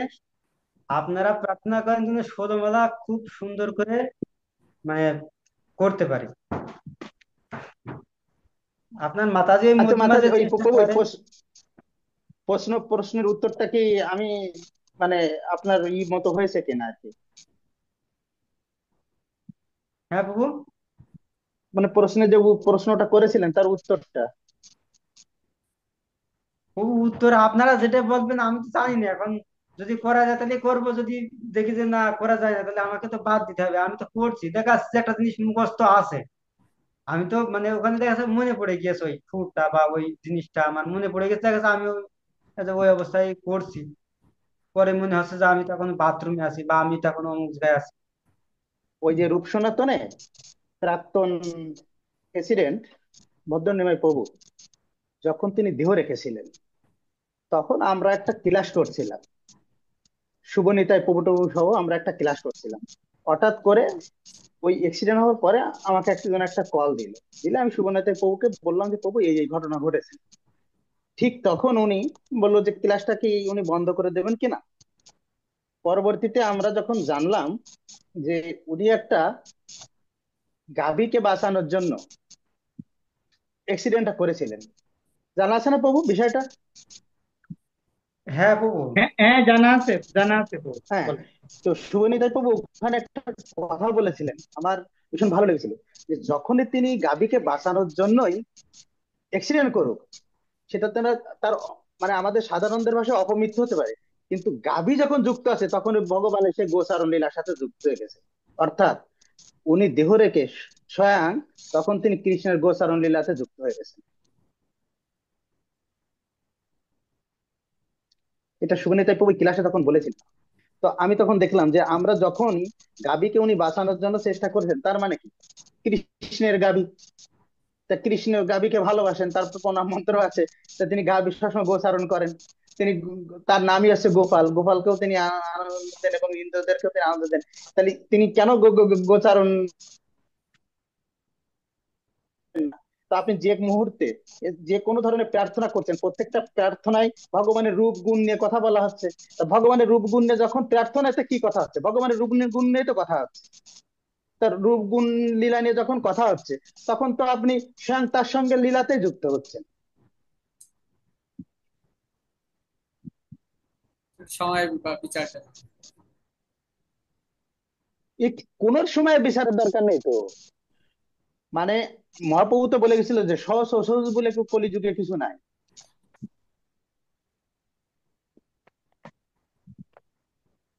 এখন আরো কারো কাছে যদি ডিটেলস কোটেশন থাকে সেটা অন্য ব্যাপার। ঠিক আছে, Yes, bro. হরে আমরা কৃষ্ণ। যেমন বিভিন্ন দেশে বিভিন্ন সময় রথযাত্রা দেখি, তাই না? তাদের আবহাওয়া অনুযায়ী, তাদের সময় অনুযায়ী আমরা মনে করি কি যে রথযাত্রা মনে হয় এই যে কদিন পরে স্নান যাত্রা হবে, তার 15 দিন পরে রথযাত্রা করতে হবে, এমনটা নয়। মানে আপনার হৃদয়ে যদি ভগবানকে নিয়ে রথে তুলতে ইচ্ছা করে, কিংবা যদি আপনার ভগবানকে যে কোনো সময় দোলা দিতে ইচ্ছা করে, দিবেন। ভগবানের খুশির জন্য, ভগবানের আনন্দ বিধানের জন্য এটা করা যেতে পারে। হরে কৃষ্ণ প্রভু। হরে কৃষ্ণ। না, আমি প্রশ্নটা এই জন্যই করেছি যে আমরা এই যে বিশেষ করে মহাপ্রভুর একটা লীলা আছে যে মহাপ্রভু যে সময় মহাপ্রভুর কাছে এক ভক্ত যখন জিজ্ঞেস করে, আমি এটা শুনেছি, আমি পড়িনি এই লীলাটা কোথাও। তা মহাপ্রভুকে জিজ্ঞেস করে যে মহাপ্রভু আমি হচ্ছে যে বাথরুমে গিয়েও কি হরিনাম করতে পারবো? তা তখন মহাপ্রভু ওই সময় উত্তর দেয় না। পরে এক সময় যখন বাথরুম থেকে বেরিয়ে আসে মহাপ্রভুর গায়ে থেকে রক্ত, তখন মহাপ্রভু বলে যে আমি বাথরুমে গিয়েও হরিনাম করছি আমার জিভ দিয়ে, মানে হরিনাম ছাড়া কোনো কিছু বাইর হচ্ছে না। তা তার মানে আমার তখন এই প্রশ্নটা আসছে, তার মানে কি ওই সময় থেকেই এরকম ব্যাপার যে বাথরুমে গিয়ে অন্য কোনো মন্ত্র উচ্চারণ করতো না, শুধু হরিনাম বলে উচ্চারণ করেছে? মানে আমার এই অ্যাঙ্গেল থেকে তখন এই প্রশ্নটার মানে উৎপত্তি হলো। হরে কৃষ্ণ ও প্রভু। এটা সঙ্গে ওই এটা যে গোপাল গুরু একটা ওই যে বাচ্চা ছেলে ওই যে পায়খানা করার সময় বাহ্য ক্রিয়া তা ওই তখন ওই যে জিহ্বা হ্যাঁ হ্যাঁ এরকম হ্যাঁ। করে এরকম ধরে রাখছিল, তখন ওই বাচ্চাটা বলছে আপনার তো এখন যদি মৃত্যু হয় তবে তো হলো আপনি এই কৃষ্ণ কনসাসনেস থেকে এ হয়ে গেলেন, দূরে চলে গেলেন। সেই জন্য আপনি এই যে আমাদের পুষ্পমুকুন্দ বাবু সঠিক উত্তর দিচ্ছেন যে ওই সময় গোপাল গুরু নাম দিয়েছিল তুমি আমার গুরু, ওই যে মহাপ্রভু নিজেই। তো আমাদের এবং ওই ওইটা কিন্তু বাথরুমে তখনই বলেছিল কোনো কোনো কিছু নাই কলিযুগে। ওটাই গোপ্প নামের ওই ছেলেটাকে বলেছিল। এবং হ্যাঁ পরবর্তীতে ওনাকে নাম বলেছিল যে ওনার নাম ছিল সে গোপ্প, উড়িষ্যাতে ওকে গোপ্প বলে ডাকা হতো। তো হ্যাঁ পরবর্তীতে যখন ওই মহাপ্রভু এর মধ্যে দাঁতে কামড় দিয়ে জিহ্বা কামড় দিয়ে বসেছিলেন আর কি, তো এসে যখন জিজ্ঞাসা করলেন তখন ওই ওই কথাটা বলেছিল যে আহ, আপনি তো ভগবান, আপনি নাই উদ্ধার হয়ে গেলেন, কিন্তু আমাদের কিভাবে উদ্ধার হবে? ঠিক সেই সময় ওইগুলো বলেছিল যে তুমি আজ থেকে গোপাল গুরু নামে হবা। এবং ওটা বলেছিল যে কলিযুগের সহজ সুস্থ কোনো কিছু নাই, আমি সবকিছু তুলে দিলাম। এবং আপনার সঙ্গে আমি সহমত, আমি এরকম চিন্তা করছিলাম আপনি কৃষ্ণ কনসাসনেস থাকবেন সব সময়, ওই বাথরুমে থাকেন তার কুঞ্জায় থাকেন, আপনি যে এই যে ব্রহ্মসংগীতা করছেন কিংবা যা করছেন আপনি সব সময় কৃষ্ণ কনসাসনেস থাকবেন যে কোনো উপায়ে। ও তার মানে হরে কৃষ্ণ, তার মানে সিদ্ধান্ত কি এইটা যে মানে কৃষ্ণর মানে মহিমা গুণ কীর্তন যা হোক কৃষ্ণ থাকলেই হবে, অন্য কোনো যে মন্ত্রে কৃষ্ণ নেই সেই মন্ত্র তাহলে আমাদের দরকার নেই? যেরকম বেদের অনেক মন্ত্র আছে কর্মকাণ্ডীয়, সেগুলোর বেলায় কি তাদের মধ্যে বিধি নিষেধ থাকে? সে বিধিনিষেধ ওটা থাকতে তো পারে কিন্তু এটা তো কর্মকাণ্ডের বাইরের ব্যাপার, এ তো অপরাজিত এ। এ নিয়ে মহাপ্রভু আমাদের বলেছেন এলা যে সিদ্ধান্ত এই পুষ্পমুকুন্দ প্রভু দিলেন কিংবা আমরা আলোচনায় যে করবেন আপনি 24 ঘন্টা শয়নে স্বপনে বাথরুমে থাকেন স্নানে থাকেন খাওয়াই থাকেন আপনি করবেন, সমস্যা নেই, ভগবান এতে খুশি হবে।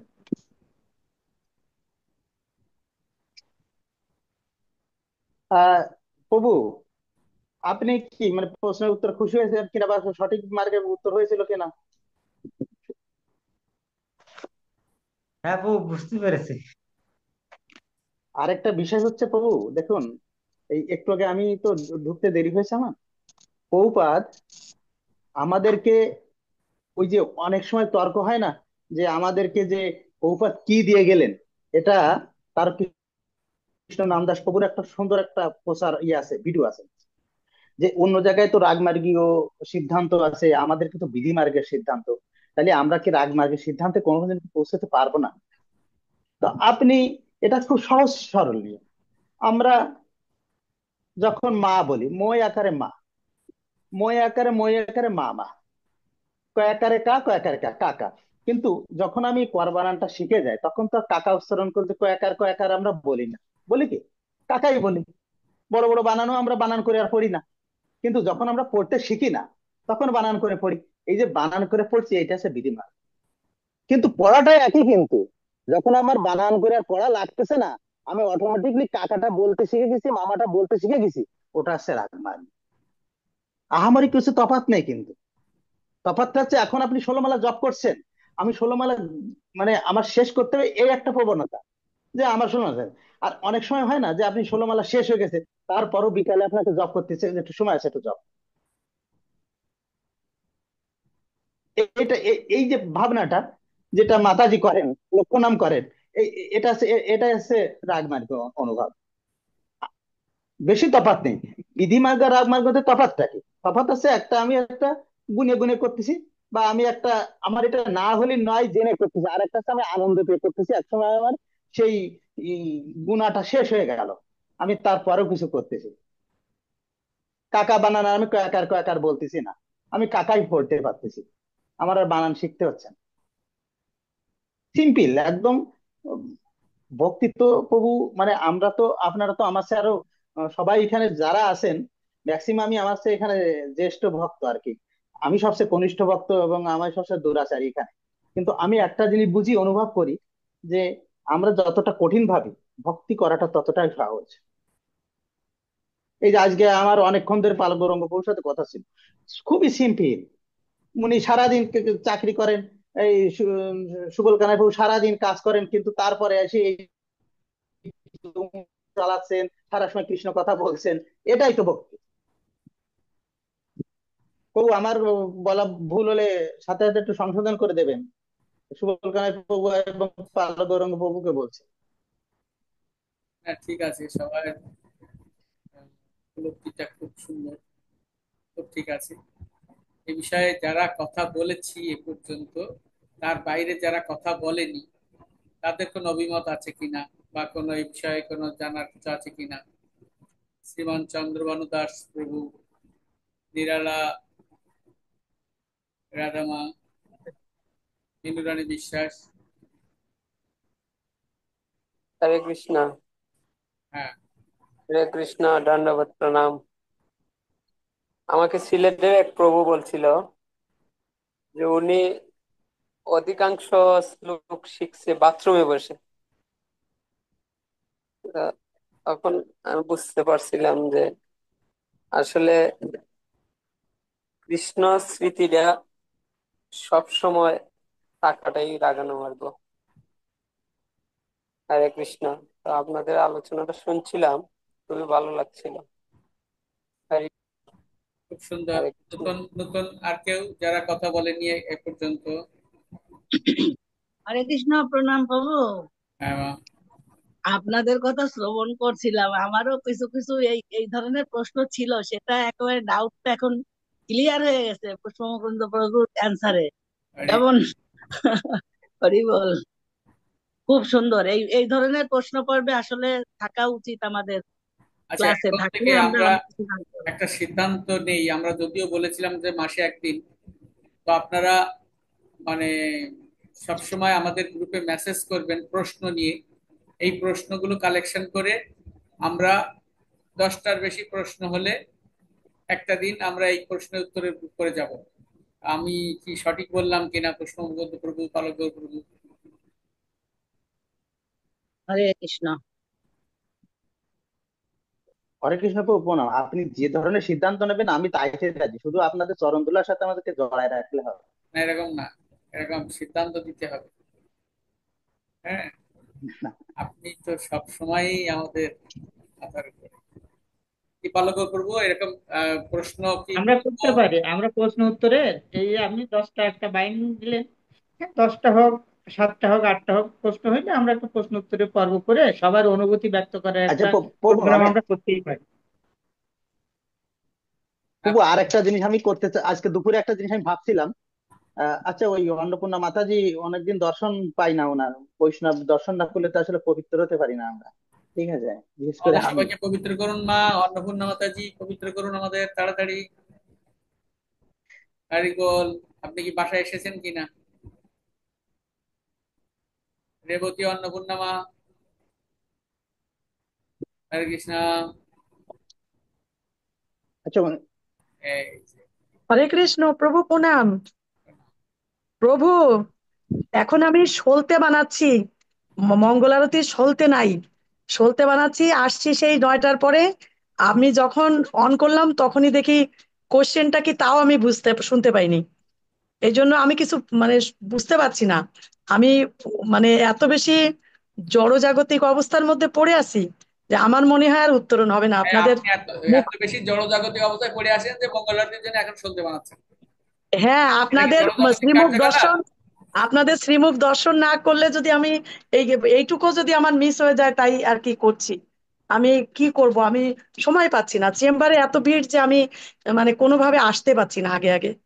এই সিজার টিজার করে এইগুলো রুগী দেখে মানে পারছি না। আমার মনে হয় গুরু মহারাজ আমাকে এরকমই দায়িত্ব দিচ্ছেন আমাকে। উম, এই আমাকে জন্য মনে হয় ওখানেই এই ওখানেই জন্য আমি প্রচার করতে দুদিন হবে। পর পর রিকোয়েস্ট করি মা, আপনি তাড়াতাড়ি একটা প্রবচন দিন।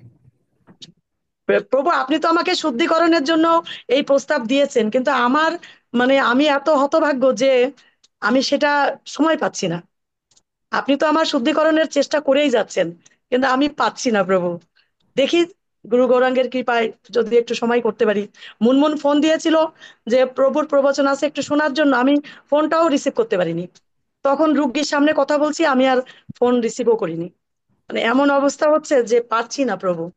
কেন যেন এই সময় একটু ভিড় বেশি, ঈদের আগে আগে এখন একটু ভিড় বেশি, এটাই। এই সময় সবাই খাবে, বেশি অসুস্থ হতে না হয় এই জন্য। হরে কৃষ্ণ, প্রণাম প্রভু, আর প্রণাম। প্রণাম। হিরণ্ময় পুরুষোত্তম প্রভু, হিরণ্ময় পুরুষোত্তম প্রভু, মিনু মিনুরানী বিশ্বাস। হ্যাঁ প্রভু, বলুন আপনার অভিমত বলুন। আজকের আলোচনার ভিত্তিতে আমরা কি জানতে পারলাম, কিংবা আমাদের এই প্রশ্নের জবাব থেকে আমরা কি জানতে পেরেছি? প্রভু, আমি তো ভালো কথা বলতে পারি না, তবে আপনাদের কথা শুনে আমার খুব ভালো লেগেছে।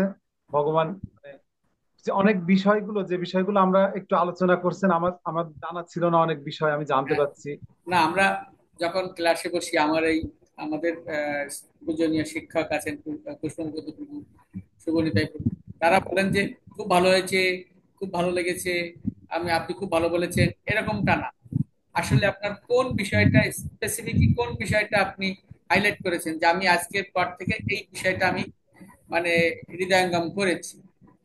তো আমার সব থেকে বেশি যেটা ভালো লেগেছে সেটা আমরা ভগবানের চিন্তায় আসতে গেলে আমরা যে কোনো পরিস্থিতিতেই যে ভগবানের কথা মানে শ্রবণ করবার জন্য বা ভগবানের কথা স্মরণ রাখার জন্য আমরা যে কোনো জায়গাতেই ভগবানের আহ, কথা চিন্তা করতে পারি বা যে শ্লোক বলতে পারি, এটা আমারও মানে জানার একটু আগ্রহ ছিল, এটা আমি জানতে পারছি, এটা আমার খুব ভালো লেগেছে প্রভু।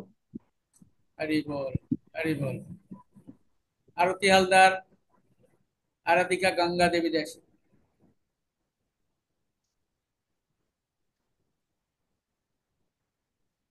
আরাধিকা গঙ্গা, আরাধিকা গঙ্গা মাতা,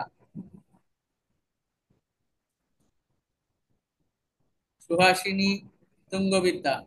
আজকের আমরা কি এখান থেকে কি উপলব্ধি করেছি বা কি হৃদয়ঙ্গম করেছি হরে সার্বিক কৃষ্ণ, আলোচনা থেকে? প্রণাম সবাইকে। আজকে প্রভুর প্রবচন কুন্তী দেবীর শিক্ষার অংশ থেকে অনেক সুন্দর মানে অনুভূতি, আমার খুব ভালো লেগেছিল।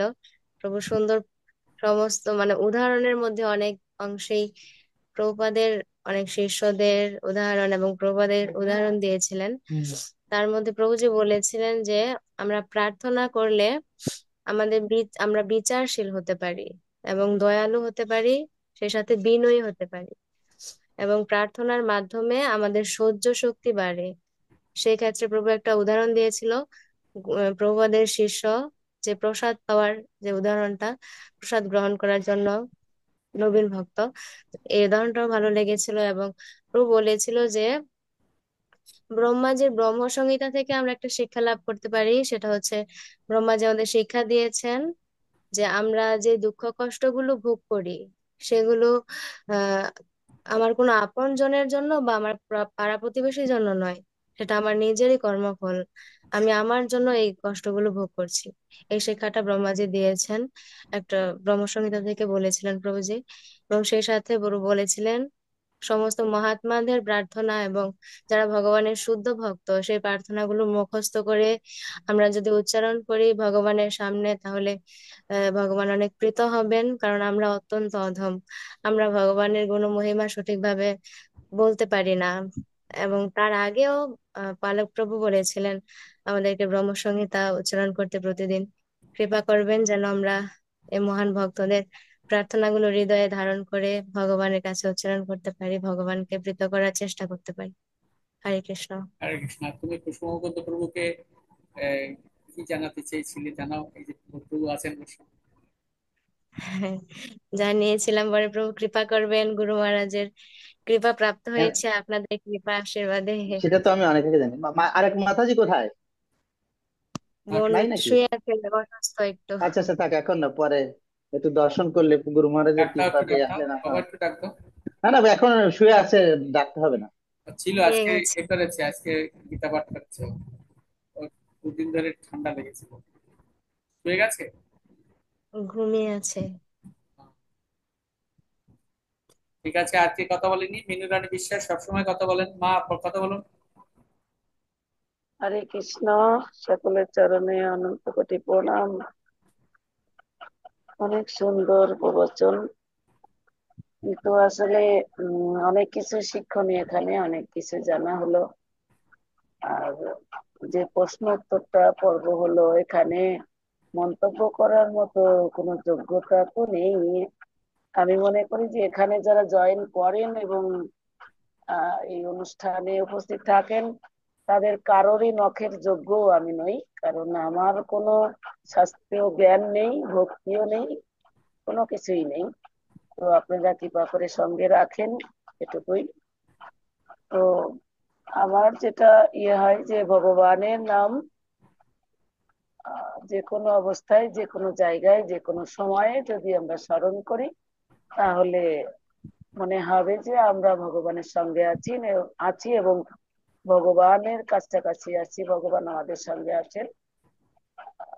এটাই আমার অনুভূতি যে ভগবান শ্রী চৈতন্য মহাপ্রভু যেহেতু বলে গেছেন যে সূচি অসুচি বা ওয়াশরুম বাথরুমের কোনো বিষয় নয়, সর্বক্ষেত্রেই ভগবানের নাম স্মরণ করা যায়।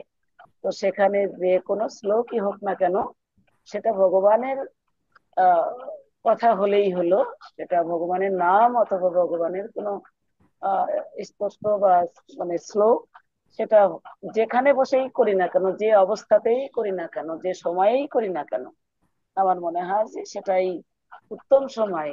যেহেতু বলা হয় যে আহ মানে মেঘলা ঝড় বৃষ্টির দিন দুর্দিন নয়, দুর্দিন হলো সেটা যেদিন কৃষ্ণ কথা বিহীন দিন হলো দুর্দিন। তাহলে আমাদের এই জড়জাগতিক বদ্ধ জীব আমরা, তা আমাদের যেটুকু সময় ভগবানের স্মরণ আমাদের বিস্তৃত হয়, সেই সময়টুকু আমাদের দুঃসময় যায়। আর যে সময়টুকু আমরা ভগবানের নাম স্মরণ করতে পারি, ভগবানের মহিমা স্মরণ করতে পারি, সেটাই আমাদের সুদিন এবং মঙ্গলময় দিন। হরে কৃষ্ণ, হরি বল। সুন্দর। আমার একটা প্রশ্ন মাথায় এসেছে। প্রশ্ন মানে কি, আমি কার কাছে করব সেটাই খুঁজে পাচ্ছি না, কারণ সবাই আমার সিনিয়র। হ্যাঁ, মানে বিদ্যা বুদ্ধিতে এবং অভিজ্ঞতায়, উপলব্ধিতে।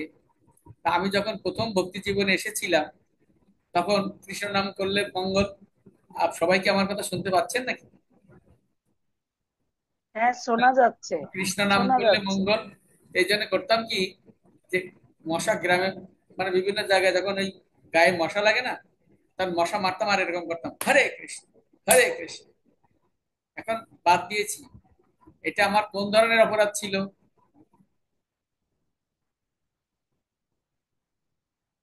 মশা মশা চড়িয়ে চড়িয়ে মারতাম আর বলতাম হরে কৃষ্ণ, বলতাম যে কোনো মুহূর্তে হরিনাম কৃষ্ণ কীর্তন করা যায়, বা ওইটা হচ্ছে নাম বলে পাপ আচরণ করা। হরি বল। নাম বলে পাপ আচরণ করা অপরাধ। এই অপরাধে আমি প্রথমে প্রায় 1 বছর এরকম অপরাধটা করেছি। ও মশা তো মারা আসলে আমাদের উচিত নয়, নট অনলি মশা। প্রভুপাদ এখানে একটা দিয়েছেন যাতে আমাদের গৃহে মশা না আসে তার ব্যবস্থা করেন, কিংবা মশা না কামড়ায় সেই ব্যবস্থা করেন, কিন্তু মারা যাবে না। হ্যাঁ, তো কিন্তু আমাদের আমি একবার, এই আমার একটা এরকম অভিজ্ঞতা আছে। আমাদের গৃহে হলো একবার সাপ ঢুকেছিল। তো আসলে আমি তখন খুব মানে কি করব বুঝতে পারছিলাম না, কিন্তু সাপের ক্ষেত্রটা আলাদা। আমি আবার মন্দিরে তখন সঙ্গে সঙ্গে ফোন দিয়েছি আমি কি করব, যে আমি সাপটাকে মারবো কিনা। সাপ তো জীব, অবশ্য মন্দির থেকে আমাকে বলেছিল যে মারতে। তো মশার ক্ষেত্রে একরকম, আর সাপের ক্ষেত্রে আমার মারতে বলেছিল। আসলে আমি বলছিল সাপ অলয় হিংস্র, সে আমাকে হত্যা করতে পারে, সাপ কামড় দিতে পারে। তো সেজন্য সাপকে মারার কথা বলেছিল। যে 7 প্রকার প্রাণীকে হত্যা করা যায়, 7 প্রকার হত্যা অ্যালাউ আছে না? 6 প্রকার অ্যালাউ আছে না? যে বিষ প্রয়োগ করে তাকে তো হত্যা করা যায়। মশা বিষ প্রয়োগ করে না? হ্যাঁ, করে প্রভু। কারণ মশা সকল প্রাণীকেই মানে কামড়ায়, এবং সব অনেক প্রাণীর রক্তই তার শরীরে থাকে, এবং সেটা যদি আমার শরীরে বসে সেখান থেকে পয়জন আমার শরীরে ঢোকে, এবং সে তো আমাকে আঘাত করছে। তো আঘাত করলে তখন তার থেকে রক্ষা পাওয়ার জন্য অবশ্যই কি মারা যায় কিনা আমারও প্রশ্ন এখানে। বৈষ্ণবেরা প্রভু, তাড়িয়ে দেন, কামড়ানোর আগে তাড়িয়ে দেন, না এটা না ঠিক আছে। প্রভু, আমার এখানে একটা প্রশ্ন, সেটা হলো যে অনেক অনেক বাসা আছে, মানে বাড়ি আছে যেখানে প্রভু বললেন, পালগর প্রভু বললেন যে মশা তাড়ানোর ব্যবস্থা করেন। আমরা বাসা বাড়িতে তাড়ানোর ব্যবস্থা করতে পারি, কিন্তু গ্রামের বাড়িগুলোতে, খোলা বাড়ি, সেখানে কিন্তু আসলে বর্ষাকালে এত পরিমাণে মশা হয়, যেমন পাট জাগ দেওয়া হয়, যখন পাট পচানো হয়, সেখান মশার তোমার জ্বালায় মশারি গ্রামে টানিয়ে টেকা থাকবেন, কঠিন। আপনি মশারি হ্যাঁ, টানিয়ে বসে থাকবেন, আপনি মশারি টানিয়ে বসে থাকবেন, কিন্তু মশাকে মশারি, মারা যাবে না। হ্যাঁ, কিন্তু মশারি আপনি টানিয়ে। কাজ করবো না কিন্তু মশারি আপনার টানিয়ে গায়ে, কি শুধু আপনি বসে গায়ে থাকলে? তেল মাখবেন, সরিষার তেল মাখবেন, আর হলো নারকেল তেল মেখে বসে থাকবেন, যাতে, কিন্তু আপনি মশাকে মারতে পারবেন না। আসলে না মারা কর্ম উচিত, করা এটা লাগবে না? হ্যাঁ, না মারা তো উচিত প্রভু, কিন্তু কর্ম করতে হবে শাস্ত্রে না। বলতেছে, শাস্ত্রে বলতেছে এটা। আমি বলছি না, প্রভুপাদ বলেছেন। আর প্রভুপাদ যেটা বলেছেন, আমি মনে করি প্রভুপাদ যেটা বলেছেন তার বাইরে আর কোনো কথা নেই। না, সেটা তো অবশ্যই, কিন্তু আসলে এই শহরেও দেখি এমন এমন বাসা আছে, এত পরিমাণে মশা, টেকা যায় না, কয়েলেও কিছু হয় না। তখন মনে করবেন যে তখন তো আমি এত সেই, দুর্মতি। আপনি তখন মনে করবেন যে আমি এত দুর্মতি, মশাগুলো এসে আমাকে কামড়াচ্ছে, এরকম মশা চিন্তা আমাকে করবেন। বেশি কামড়ায়, এটা বাস্তবতা। মশা কামড়িয়ে কামড়িয়ে কারো ডেঙ্গু হয়, কারো চিকনগুনিয়া হয়, হ্যাঁ, হ্যাঁ, কারো হ্যাঁ। ম্যালেরিয়া হয়। এই জন্য বিষাক্ত, তো এই জন্য বলছি বিষাক্ত তো অবশ্যই আচ্ছা, সে। তো যাই হোক, মশা যাতে না থাকে সেই ব্যবস্থা করতে হবে। যেমন প্রভুপাদের বাবা ইঁদুর না থাকতো, ইঁদুরের অত্যাচার, যাতে কাপড় না কাটতে জন্য ইঁদুরের যাতে খাবার দিয়ে রাখতেন। আসলে ঘর বাড়ি যদি পরিষ্কার পরিচ্ছন্ন রাখা হয় তাহলে এই সমস্ত উপদ্রবগুলো থাকে না, এটা একটা বিষয়। তো আমরা চেষ্টা করব প্রাণী হত্যা না করার জন্য। আর বিষ প্রয়োগ যখন হচ্ছে তখন কিছু কিছু ক্ষেত্রে মারা যায়, সেটা অন্য ব্যাপার। তো আজকে যদি আর কারো কোনো কথা না থাকে, আমরা বিশ্রাম নিতে চাই। আর পুষ্পমুগ্ধ কি প্রভু কি বলছিলেন, যে প্রশ্নোত্তরের ব্যাপারে কি বলছিলেন? আপনি একটা সিদ্ধান্ত নিয়েছেন? হরে কৃষ্ণ প্রভু। হ্যাঁ, সিদ্ধান্ত না, বলছিলাম কি চিন্তা, আমাদের একটা চিন্তা অনুষ্ঠানটাকে করছি। আমরা আমরা আরো এক্সপেন্ড করতে পারি কিনা, যে উম, এরকম করতে পারি কিনা যে আমরা একটা কি বলবো ওটাকে, সাক্ষাৎকার টাইপের অনুষ্ঠান করতে পারি কিনা কোনো কোনো দিন। সেটা মাসে একদিন হতে পারে। যেমন ধরেন আমাদের রেবতী অন্নপূর্ণা মাতাজির সঙ্গে আপনারা কোনো একজন প্রভু সাক্ষাৎকার করলেন, আমরা দেশে 15টা প্রশ্ন সেট করেই রাখলাম, কমন টাইপের প্রশ্ন। আপনি প্রশ্নটা ওনাকে দিয়েই দিলেন আগে থেকে, কিন্তু সেই উত্তরটা দিলেন। আর এটা হচ্ছে কমন প্রশ্ন। আর উপস্থিত যারা ভক্তরা থাকবেন তারা যদি কোনো প্রশ্ন করতে চান, তারা যাচ্ছে 3-4টে প্রশ্ন করলো, তাহলে আমাদের আহ, এই সাক্ষাৎকারটা হচ্ছে উনি কিভাবে ভক্তি জীবনে আসলেন, ওনার কি ভবিষ্যৎ পরিকল্পনা কি, কিভাবে ওনার অতিবাহিত করলেন সবকিছু, এটা করলেও আমরা আমাদের আকর্ষণ বাড়বে অনুষ্ঠানের, এটা আমার মনে হচ্ছিল। খুব আর ভালো। একটা প্রভু, আমি একটা চৈতন্য চরিতামৃত থেকে একটা শ্লোক শোনাতে চাই। আমি মশার শ্লোক পাইনি, কিন্তু অন্য একটা শ্লোক পেয়েছি। সেটা হচ্ছে বা- বাসুদেব নাম এক দ্বিজ মহাশয়, সর্বাঙ্গে গলিত পুষ্ট, সেহ ক্রীড়াময়। অঙ্গ হইতে সেই ক্রীড়া খসিয়া পড়ায়, উঠিয়া উঠিয়া সেই ক্রীড়া রাখে সেই ঠায়। যে বাসুদেবের গায়ে হ্যাঁ, ক্রীড়া হয়েছিল সেই ক্রীড়াটা সে পড়ে যাচ্ছে, কিন্তু বাসুদেব মনে করছে ক্রীড়াটা আমার শরীরে থাকলে তো সে জীবিত থাকবে, যদি সে পড়ে যায় আমার মাটিতে গেলে দেখ তো কিছু কিছুক্ষণ শরীর পরে সে থেকে তো দেহ রাখবে, বরঞ্চ সে আমার শরীরে থাকলে সে জীবিত থাকবে। সে আবার মাটি থেকে তুলে তুলে সেই ক্রীড়াটাকে তার শরীরে আবার বসিয়ে দিচ্ছে। উদাহরণ মানে উপমা আর কি, যে আমরা মশা মারবো কি মারবো না। তো এখানে ঠিক তিনি কি করছে, যে তার যে ক্রীড়াটা তার গায়ে যে পোকা হয়ে গেছে, সেই পোকাটা পড়ে যাচ্ছে খুশি, তিনি মাটি থেকে তুলে আবার গায়ে তুলে দিচ্ছেন, কারণ মাটিতে পড়লেই তো মারা যাবে, কারণ আমার গায়ে থাকলে সে বেঁচে থাকবে। এই তো বৈষ্ণবের লক্ষণ। তা আমি সেটা খুঁজতেছিলাম যে এই কোটেশনটা আমি কোথায় যেন পড়েছি, কোথায় পড়েছি। হুম। প্রণাম প্রভু। সুন্দর। এটা ওই আমরা শুনেছিলাম, আপনি যথাসময় মনে করলেন। চৈতন্য চরিতামৃতের শ্লোক এটা। হ্যাঁ, তো হরে কৃষ্ণ। আমরা এখন সকলে একটু কায় মনোবাক্য প্রার্থনা করি যে আমাদের গুরু মহারাজ আরো দীর্ঘদিন ধরে আমাদের মাঝে সুস্থ ভাবে থেকে আমাদের গাইড করুন, সমস্ত জীবের মঙ্গল হোক। जय श्री कृष्ण चैतन्य प्रभु नित्यानंद श्री अद्वैत गदाधर श्रीवासादि गौर भक्त बिंदु। हरे कृष्णा कृष्णा कृष्णा हरे हरे, हरे राम राम राम हरे हरे। हरे कृष्णा कृष्णा कृष्णा हरे हरे, हरे राम राम राम हरे हरे। हरे कृष्णा कृष्णा कृष्णा हरे हरे, हरे राम राम राम हरे हरे। पंचाकल्पतरुभ्यश्च कृपा सिन्धुभ्येव च पतितानां पावनेभ्यो वैष्णवेभ्यो नमो नमः। সবাই অনুমতি দিলে বিশ্রামে যাই। হরে কৃষ্ণ।